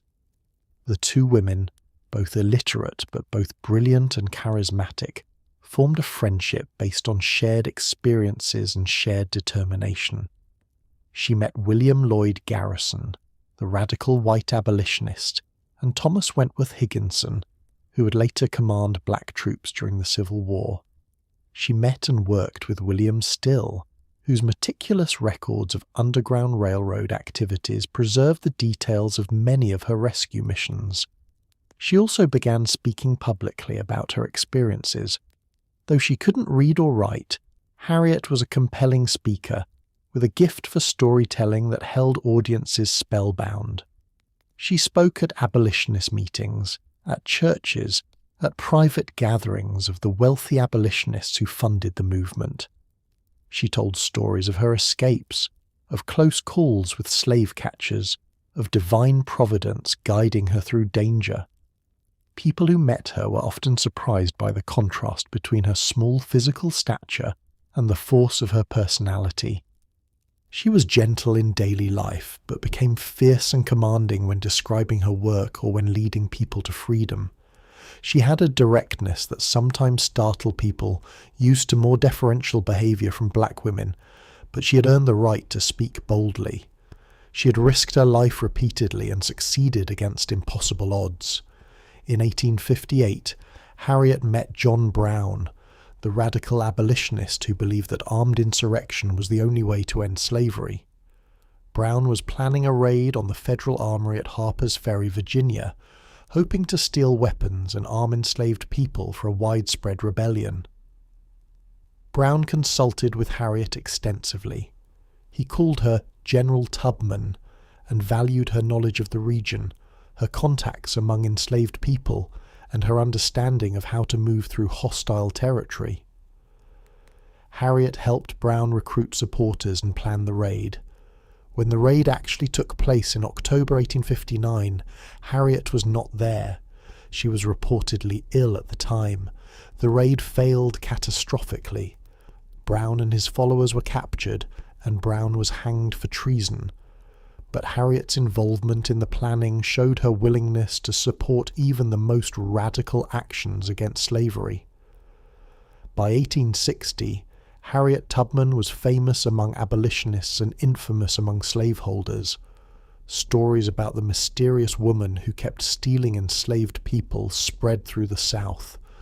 Slaveholders in Maryland posted rewards for her capture, though they didn't always know her current name or connect the woman they sought with Minty Ross, who had disappeared years before. The Civil War was approaching.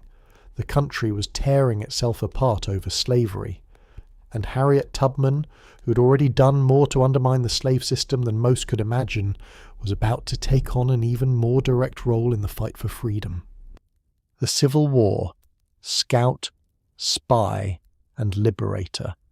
When the Civil War began in April 1861, Harriet Tubman saw it as the fulfillment of prophecy, the divine reckoning with slavery she had long believed was inevitable. She immediately sought ways to support the Union cause.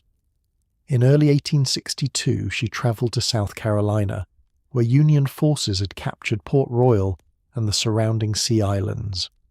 The region was now under Union control, and thousands of enslaved people had fled to Union lines seeking freedom. The contraband camps, as they were called, were overwhelmed with refugees who needed food, shelter, medical care, and education. Harriet was in her element. She worked as a nurse, using her knowledge of herbal remedies learned from her mother to treat dysentery, infections, and other diseases ravaging the camps. She made a medicinal tea from roots and herbs that was credited with saving many lives. But the Union Army soon recognized that Harriet's greatest value lay not in nursing, but in intelligence gathering.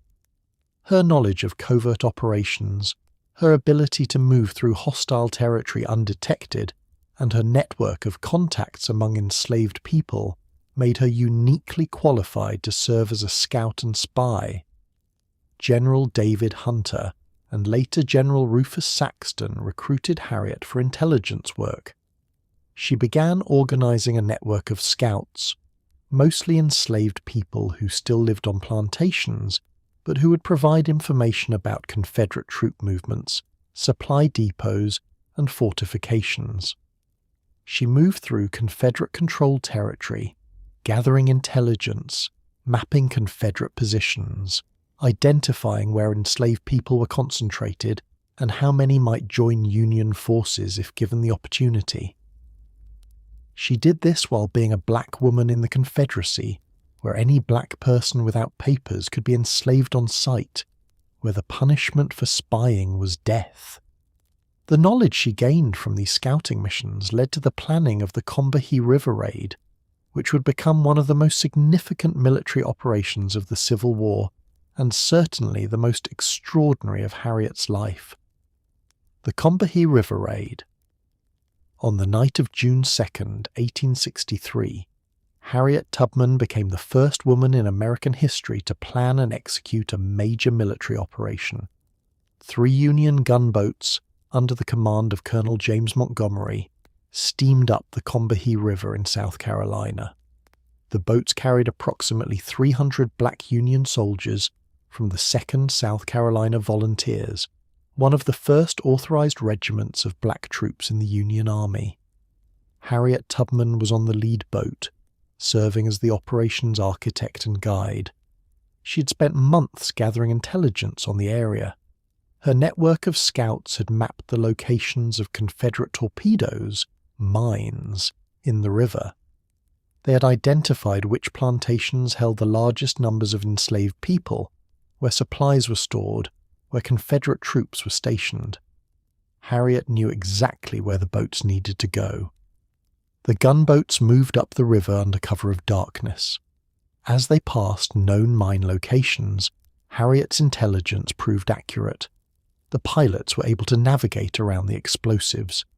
When they reached the targeted plantations, Union troops went ashore. What happened next was planned chaos. The troops set fire to plantation buildings, destroying supplies and infrastructure. They burned rice mills, storage buildings, and equipment worth hundreds of thousands of dollars. But most importantly, they liberated enslaved people. Harriet had arranged for word to spread through the slave communities about the timing of the raid. When the Union boats appeared, enslaved people throughout the region heard the steam whistles and knew what they meant. They ran. Hundreds of people fled the plantations and rushed toward the river. Men, women, children, the elderly, all running toward freedom, carrying whatever they could grab. The scene was chaotic. Women with still hot pots of rice on their heads, babies tied to their backs, pigs squealing in bags, chickens flapping in people's arms. Harriet went ashore to help organize the evacuation. She sang as she worked, the old spiritual Uncle Sam's farm which promised liberation. Come along, don't be alarmed." Confederate troops tried to stop the mass escape, but they were vastly outnumbered and overwhelmed by the chaos. More than 700 enslaved people made it onto the Union boats that night. 700 souls freed in a single operation. The Combahee River Raid was a devastating blow to the Confederacy's economy, and a massive recruitment success for the Union. Many of the formerly enslaved men immediately enlisted in black Union regiments. The raid also demonstrated that black troops could execute complex military operations successfully, helping to silence critics who doubted the value of black soldiers. And it had been planned and guided by a formerly enslaved woman who could neither read nor write, who suffered from epileptic seizures, who stood barely 5 feet tall. The raid made news throughout the North. The Commonwealth newspaper reported, Colonel Montgomery and his gallant band of 300 black soldiers, under the guidance of a black woman, dashed into the enemy's country, struck a bold and effective blow, destroying millions of dollars worth of commissary stores, cotton and lordly dwellings, and striking terror into the heart of rebeldom, brought off near 800 slaves and thousands of dollars worth of property. Harriet Tubman had proven that she was more than a conductor on the Underground Railroad. She was a military strategist, an intelligence operative, and a liberator on a scale that few in the Union Army could match. The aftermath of service. Harriet continued working for the Union Army for the remainder of the war, serving as a scout, spy, and nurse. She was never captured, never wounded, and her intelligence continued to be valuable to Union operations in the South Carolina theatre. But when the war ended in April 1865, Harriet faced a bitter irony. Despite her years of service, despite risking her life repeatedly for the Union cause, despite the documented value of her intelligence work and the success of operations she led, the Army refused to pay her. White male soldiers received pensions for their service. White nurses received compensation. But Harriet, who had served in multiple capacities and achieved more than most officers, received nothing. She was given a half-fare pass to travel home, as if she were a military dependent rather than a veteran. She had to pay her own way back to Auburn, New York, where she had purchased a small plot of land before the war. The struggle to receive recognition and compensation for her military service would last for decades. Multiple petitions were filed on her behalf. Testimony was gathered from officers who had worked with her. But bureaucracy, racism, and sexism combined to deny her what she had earned. It wasn't until 1899, when Harriet was in her late 70s, that she finally received a pension, not for her own service, but as the widow of Nelson Davis, a black Union veteran she had married in 1869 after John Tubman died. The pension was $20 per month. The fight to receive compensation for her own military service continued until 1899, when an act of Congress finally granted her a pension of $20 per month for her service as a nurse, though not as a scout or spy. It was an insult, far less than what white male veterans received, and it didn't acknowledge the full scope of her contributions. But it was something. The Auburn years after the war, Harriet settled permanently in Auburn, New York, a small city in the Finger Lakes region that had been a centre of abolitionist activity before the war and would become her home for the rest of her life. Auburn was an appropriate place for Harriet to settle. The city had a significant community of abolitionists, Quakers, and progressive reformers. It was home to William Seward, who had served as governor of New York before becoming Abraham Lincoln's Secretary of State. It was far enough north that Harriet felt safe from slave catchers, yet close enough to major cities like New York and Boston that she could travel to speak at abolitionist and suffragist meetings. She had first purchased land in Auburn in 1859 before the war, buying a 7-acre plot from William Seward for $1,200. Seward had offered her favourable terms, essentially selling her the property on credit because he knew she had little money, but believed she deserved a home. The land included a small brick house and outbuildings, enough space for Harriet to bring her parents and other family members north. The property provided her with a home base for the first time in her adult life. She had spent years moving between Philadelphia, Cape May, Boston, St. Catharines in Canada, never really settled anywhere. Now she had land, a house, a place that was genuinely hers. She could grow vegetables, keep chickens, have a roof over her head that no one could take away. But owning property and having enough money to live on were two different things. Harriet returned to Auburn after the war with almost nothing. The federal government had refused to pay her for her military service. She had no savings, no pension, no income. She was in her mid-40s, worn down by years of grueling work, suffering from the effects of her head injury and the cumulative toll of hardship, and facing an uncertain financial future. She did whatever work she could find. She took in laundry, one of the few jobs available to black women in that era. She cooked for families. She worked in hotels during busy seasons. She grew vegetables in her garden and sold the surplus. She took in boarders, renting rooms in her house to people who needed a place to stay.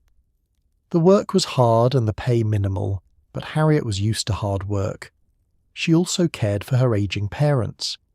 Ben and Rit Ross had escaped slavery in their old age thanks to Harriet's final rescue mission in 1860. They were now in their 70s and 80s, too old to work, dependent on Harriet for support. She fed them, housed them, cared for them through the various ailments of old age. It was an honour to do so. She had promised them freedom, and she had delivered it. Now she would ensure they lived out their final years in dignity and safety. Her parents weren't the only people Harriet supported. Her home became a refuge for anyone who needed help. Family members who had escaped slavery, friends from her Underground Railroad days who had nowhere else to go, strangers who showed up at her door hungry or sick or homeless. Harriet turned no one away. If you needed food, she shared what she had, even when it meant she went without. If you needed shelter, she found space, even when her house was already crowded. This generosity, this absolute commitment to caring for others, characterized the rest of Harriet's life. She had risked everything to free people from slavery. Now that slavery was abolished, she dedicated herself to helping the formerly enslaved build new lives in freedom.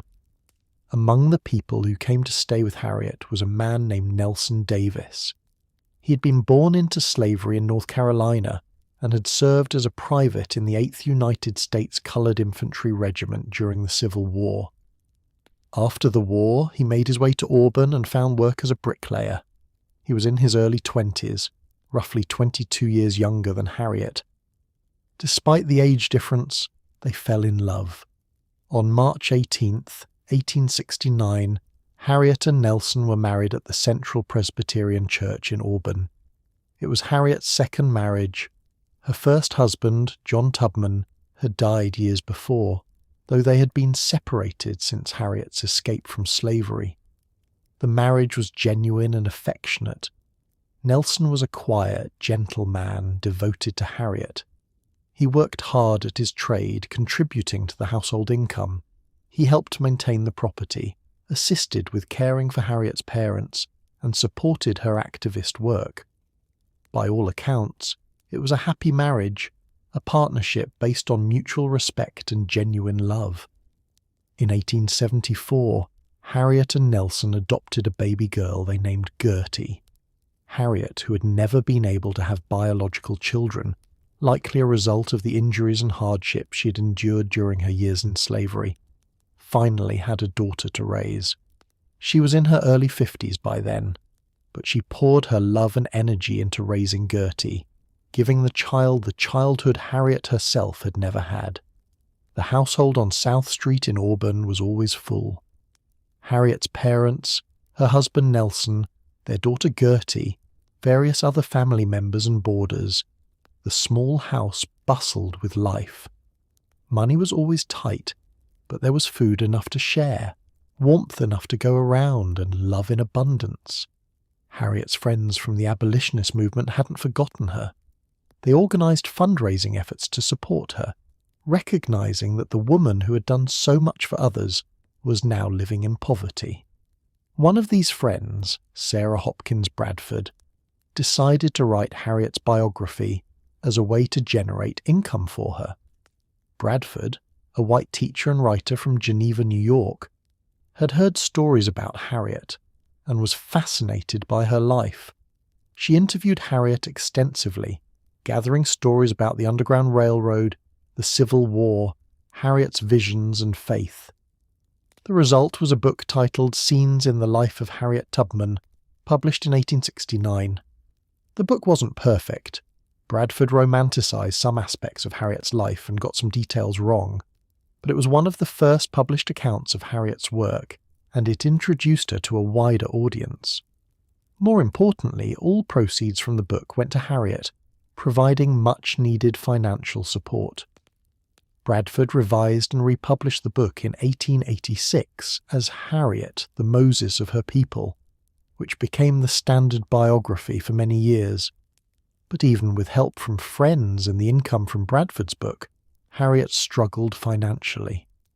And hanging over everything was the injustice of her treatment by the federal government. She had served the Union Army for 3 years as a scout, spy, and nurse. She had led military operations, gathered crucial intelligence, cared for wounded soldiers. White male soldiers received pensions for their service. White nurses received compensation. But Harriet received nothing. The fight to get recognition and payment for her military service became a decades-long struggle. Multiple petitions were filed on her behalf. Testimony was gathered from officers who had worked with her, men who praised her intelligence work, her courage, her contributions to the Union victory. Letters poured in from abolitionists, military officers, and political figures, all supporting her claim. But bureaucracy, racism, and sexism combined to deny her justice. Some members of Congress objected to giving a pension to a woman. Others questioned whether a black woman could really have done the things claimed in the petitions. Still others simply didn't want to set a precedent of paying black women for war service. The years passed.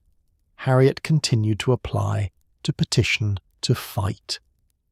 In 1888, Nelson Davis died of tuberculosis, leaving Harriet a widow. His death was a blow. She had lost her partner, her helper, the man who had shared her life for nearly 20 years. But Nelson's death finally opened a path to some financial support. The Dependent and Disability Pension Act of 1890 made widows of Civil War veterans eligible for pensions. After proving her marriage to Nelson and documenting his service record, Harriet was granted a widow's pension of $8 per month in 1895. $8 a month. It was an insult given what she had done, but it was something. It helped with basic expenses, even if it wasn't nearly enough to live on comfortably. The fight for recognition of her own service continued. Finally, in 1899, when Harriet was in her late 70s, Congress approved a compromise. She would receive $20 per month, the $8 from her widow's pension, plus $12 for her service as a nurse, $20 a month, still far less than white male veterans received, and the pension was only for her nursing work, not for her service as a scout and spy.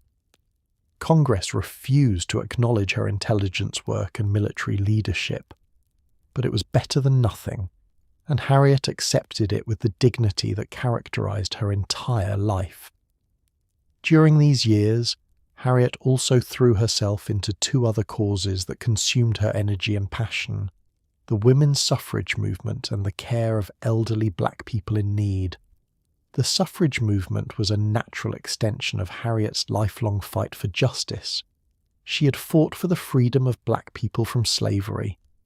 Now she fought for the political rights of women. The 2 struggles were linked in her mind.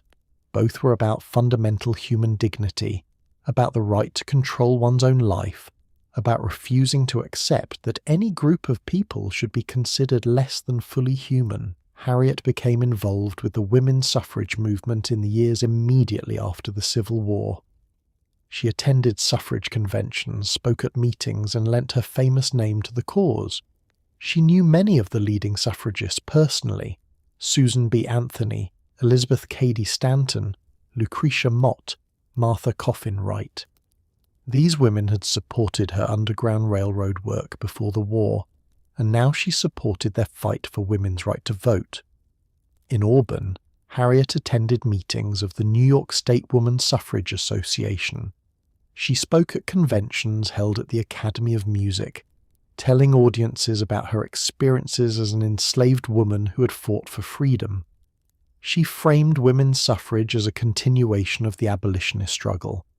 Both were fights against systems that denied people their fundamental rights. In 1896, when she was already frail and in her mid-70s, Harriet attended the founding convention of the National Association of Colored Women in Washington, D.C.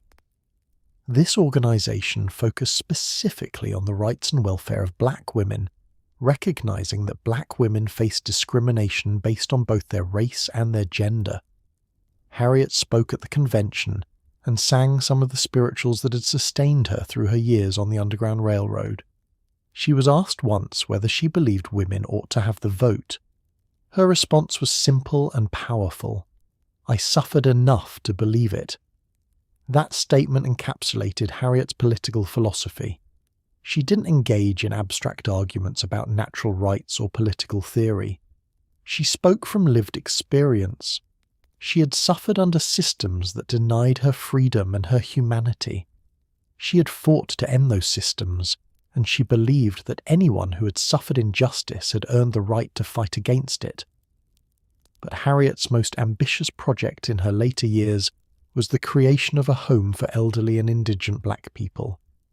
She had noticed that in Auburn and the surrounding area, elderly black people who had no family or resources often ended up in terrible situations.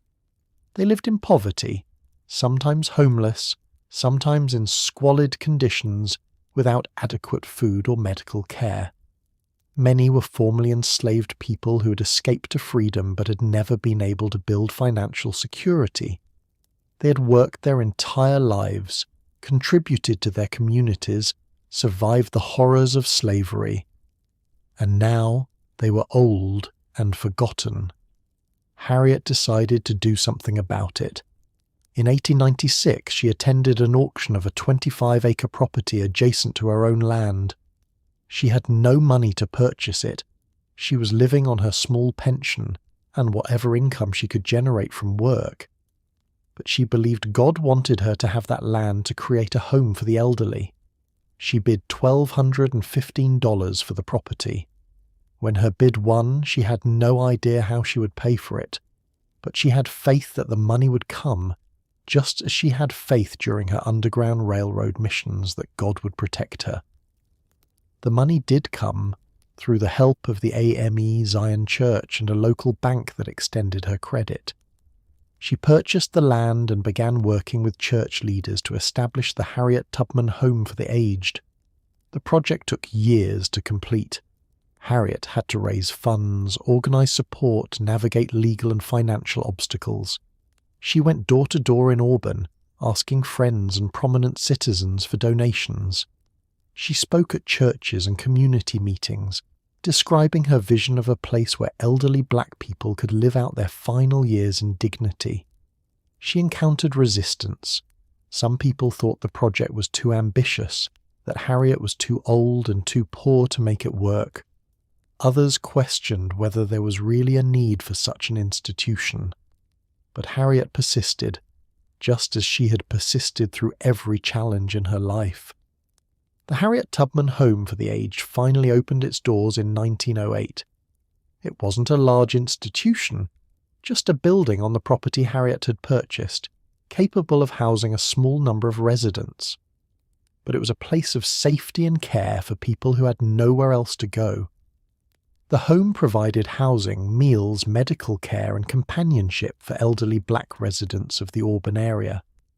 Ironically, when Harriet herself grew too ill to care for herself in her final years, she became a resident of the institution she'd founded. Even more ironically, the home charged her a fee to live there, taking payments from her small pension. She ended her days as a paying resident in the home she had created to help people who had no resources. But there was dignity in it too. Harriet had built something that outlasted her, something that continued to serve people after she was gone. The home operated for decades, providing care for generations of elderly black people. It was a fitting legacy for a woman who had spent her entire life in service to others. The slow dimming. The symptoms that had plagued Harriet since that blow to her head in childhood never left her. The seizures continued, the headaches worsened, the buzzing in her head grew louder. In the late 1890s, when she was in her mid-70s, Harriet decided to undergo surgery to try to relieve the pressure in her skull. She travelled to Massachusetts General Hospital in Boston. When the doctors prepared to administer anesthesia, Harriet refused it. She told them to just give her a bullet to bite on, like she'd seen soldiers do during amputations in the Civil War. Then she told the surgeons to proceed. They literally sawed open her skull while she was conscious, biting down on a bullet to manage the pain. The surgery relieved some of the pressure and temporarily reduced the severity of her headaches, but the seizures continued and the overall trajectory was decline. By her 80s, Harriet was spending more time in bed, her body finally giving out after decades of extraordinary abuse. The woman who had walked hundreds of miles, who had led rescue missions through swamps and forests, who had worked in timber camps and fought in military operations, was becoming frail. But her mind remained sharp. Visitors to the Harriet Tubman home found her still alert, still telling stories, still singing the old spirituals. She received guests, spoke about her life, and remained engaged with the causes she cared about. She also began, finally, to receive some of the recognition she deserved. Articles about her life appeared in newspapers. Historians interviewed her, trying to document her experiences before it was too late. The women's suffrage movement celebrated her as a hero of both abolition and women's rights. Sarah Hopkins Bradford published a biography of Harriet in 1869 titled Scenes in the Life of Harriet Tubman, and revised it in 1886 as Harriet the Moses of Her People. The books weren't perfect. They contained some errors and romanticized certain aspects of her story, but they helped preserve her legacy and introduced her to a wider audience. In her final years, Harriet worried about money constantly. Her pension was small, her charitable work had consumed whatever resources she had, and she owned little beyond her land. But she never stopped caring for others, never turned anyone away who needed help. The final journey. By early 1913, Harriet was bedridden, her body worn out by 9 decades of struggle. Pneumonia set in, her lungs filling with fluid. She was 91 years old, though she never knew her exact age. Friends from the church came to visit. Residents of the Harriet Tubman Home for the Aged gathered around her bed. She spoke when she had the strength, reminiscing about her life, telling stories one last time. She sang. Even as death approached, she lifted her voice in the spirituals that had sustained her through slavery, through the Underground Railroad, through war, through everything. Swing low, sweet chariot. The song about the chariot coming to carry her home. On March 10th, 1913, Harriet Tubman died. Her last words, according to those present, were, "I go to prepare a place for you." The funeral was held at the Thompson AME Zion Church in Auburn, the church she'd attended for decades. The church was packed with mourners, black and white, rich and poor, veterans and activists and ordinary citizens who had heard her story and been inspired by it. She was buried with military honours at Fort Hill Cemetery in Auburn. The local veterans post, the Booker T. Washington Colored Veterans Association, conducted the service. A bugler played taps. The American flag was folded and presented. It was a fitting tribute to a woman who had served her country as a soldier, even if her country had been slow to recognize that service. The legacy of Moses. In the years after her death, Harriet Tubman's reputation grew. What had been whispered stories in slave quarters, what had been local legends in abolitionist circles became national history. The woman who couldn't read or write became one of the most written about figures in American history. Schools were named for her, libraries, parks, museums. The Harriet Tubman Underground Railroad National Historical Park was established in Maryland, preserving the landscape she knew as a slave and later navigated as a conductor. The Harriet Tubman home in Auburn became a National Historic Landmark. Her face became iconic. The photograph most often reproduced shows her in her later years, wearing a white headscarf, her expression serious and determined. It's the face of someone who has seen and endured and overcome more than most people can imagine. In 2016, the United States Treasury announced that Harriet Tubman would appear on the redesigned $20 bill, becoming the first African American to be featured on US currency. The implementation of this change has been delayed, but the symbolism remains powerful. The enslaved woman who freed herself and others would have her face on the money of the nation that once permitted her to be bought and sold. But Harriet's legacy goes far beyond images and monuments. She proved that courage isn't the absence of fear, but the willingness to act despite it. She demonstrated that one person, even one person without education or wealth or institutional power, can make a profound difference. She rescued 70 people directly and helped at least 70 more escape through the detailed instructions she provided. But her impact rippled far beyond those individual rescues. The people she freed had children and grandchildren. Families stayed together who would have been torn apart. People who would have died in slavery lived free lives. The descendants of those she rescued number in the thousands today, living free because one woman refused to accept that bondage was inevitable.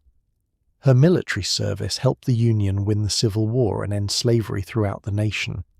The intelligence she gathered saved Union lives and disrupted Confederate operations.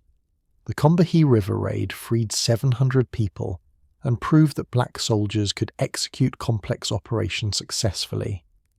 Her work after the war, advocating for women's suffrage and supporting the elderly and poor, showed that the fight for justice doesn't end with a single victory. Freedom must be defended and expanded constantly. Harriet Tubman also changed how we understand disability. She succeeded not despite her traumatic brain injury, but sometimes because of it. The visions and premonitions that resulted from her temporal lobe epilepsy gave her confidence and guidance that others lacked. Her seizures, which should have limited her, became part of what made her extraordinary. She learned to work around them, to plan for them, to succeed even when unconsciousness could strike at any moment. She showed that disability doesn't define a person's capabilities, that a woman the slave system dismissed as damaged goods, who couldn't be sold because of her head injury, could accomplish things that healthy, educated men thought impossible. Until next time. There's a scene I keep coming back to when I think about Harriet Tubman. It's winter, somewhere in the swamps of Maryland or Delaware. It's the darkest part of night, hours before dawn. Harriet is leading a group of frightened people north, people who have left everything behind on nothing but faith in this small woman who says she knows the way to freedom. Someone panics, wants to turn back, says they can't go on, it's too hard, they're too afraid. And Harriet turns to them, this woman who is 5 feet tall, who fell unconscious twice already that night, who is navigating through hostile territory, with slave catchers somewhere behind them and freedom somewhere ahead. And she tells them, you'll be free or die. There's no going back. We keep moving. That was Harriet Tubman, a woman who simply refused to accept that slavery was permanent, that injustice was inevitable, that the impossible would remain impossible. She decided that she would be free, and then she decided that her freedom wasn't enough. Others had to be free too. She walked back into danger again and again. She risked everything, repeatedly, for people who weren't her own children, for strangers who had nothing to offer her but their trust. She did it because it was right, because God told her to, because someone had to, because she could, and she never, never gave up. Not when her husband refused to come with her. Not when she was hunting through the darkness with seizures striking without warning. Not when the government refused to pay her for her military service. Not when she grew old and poor and her body broke down. She kept fighting, kept helping, kept standing up for justice until the very end.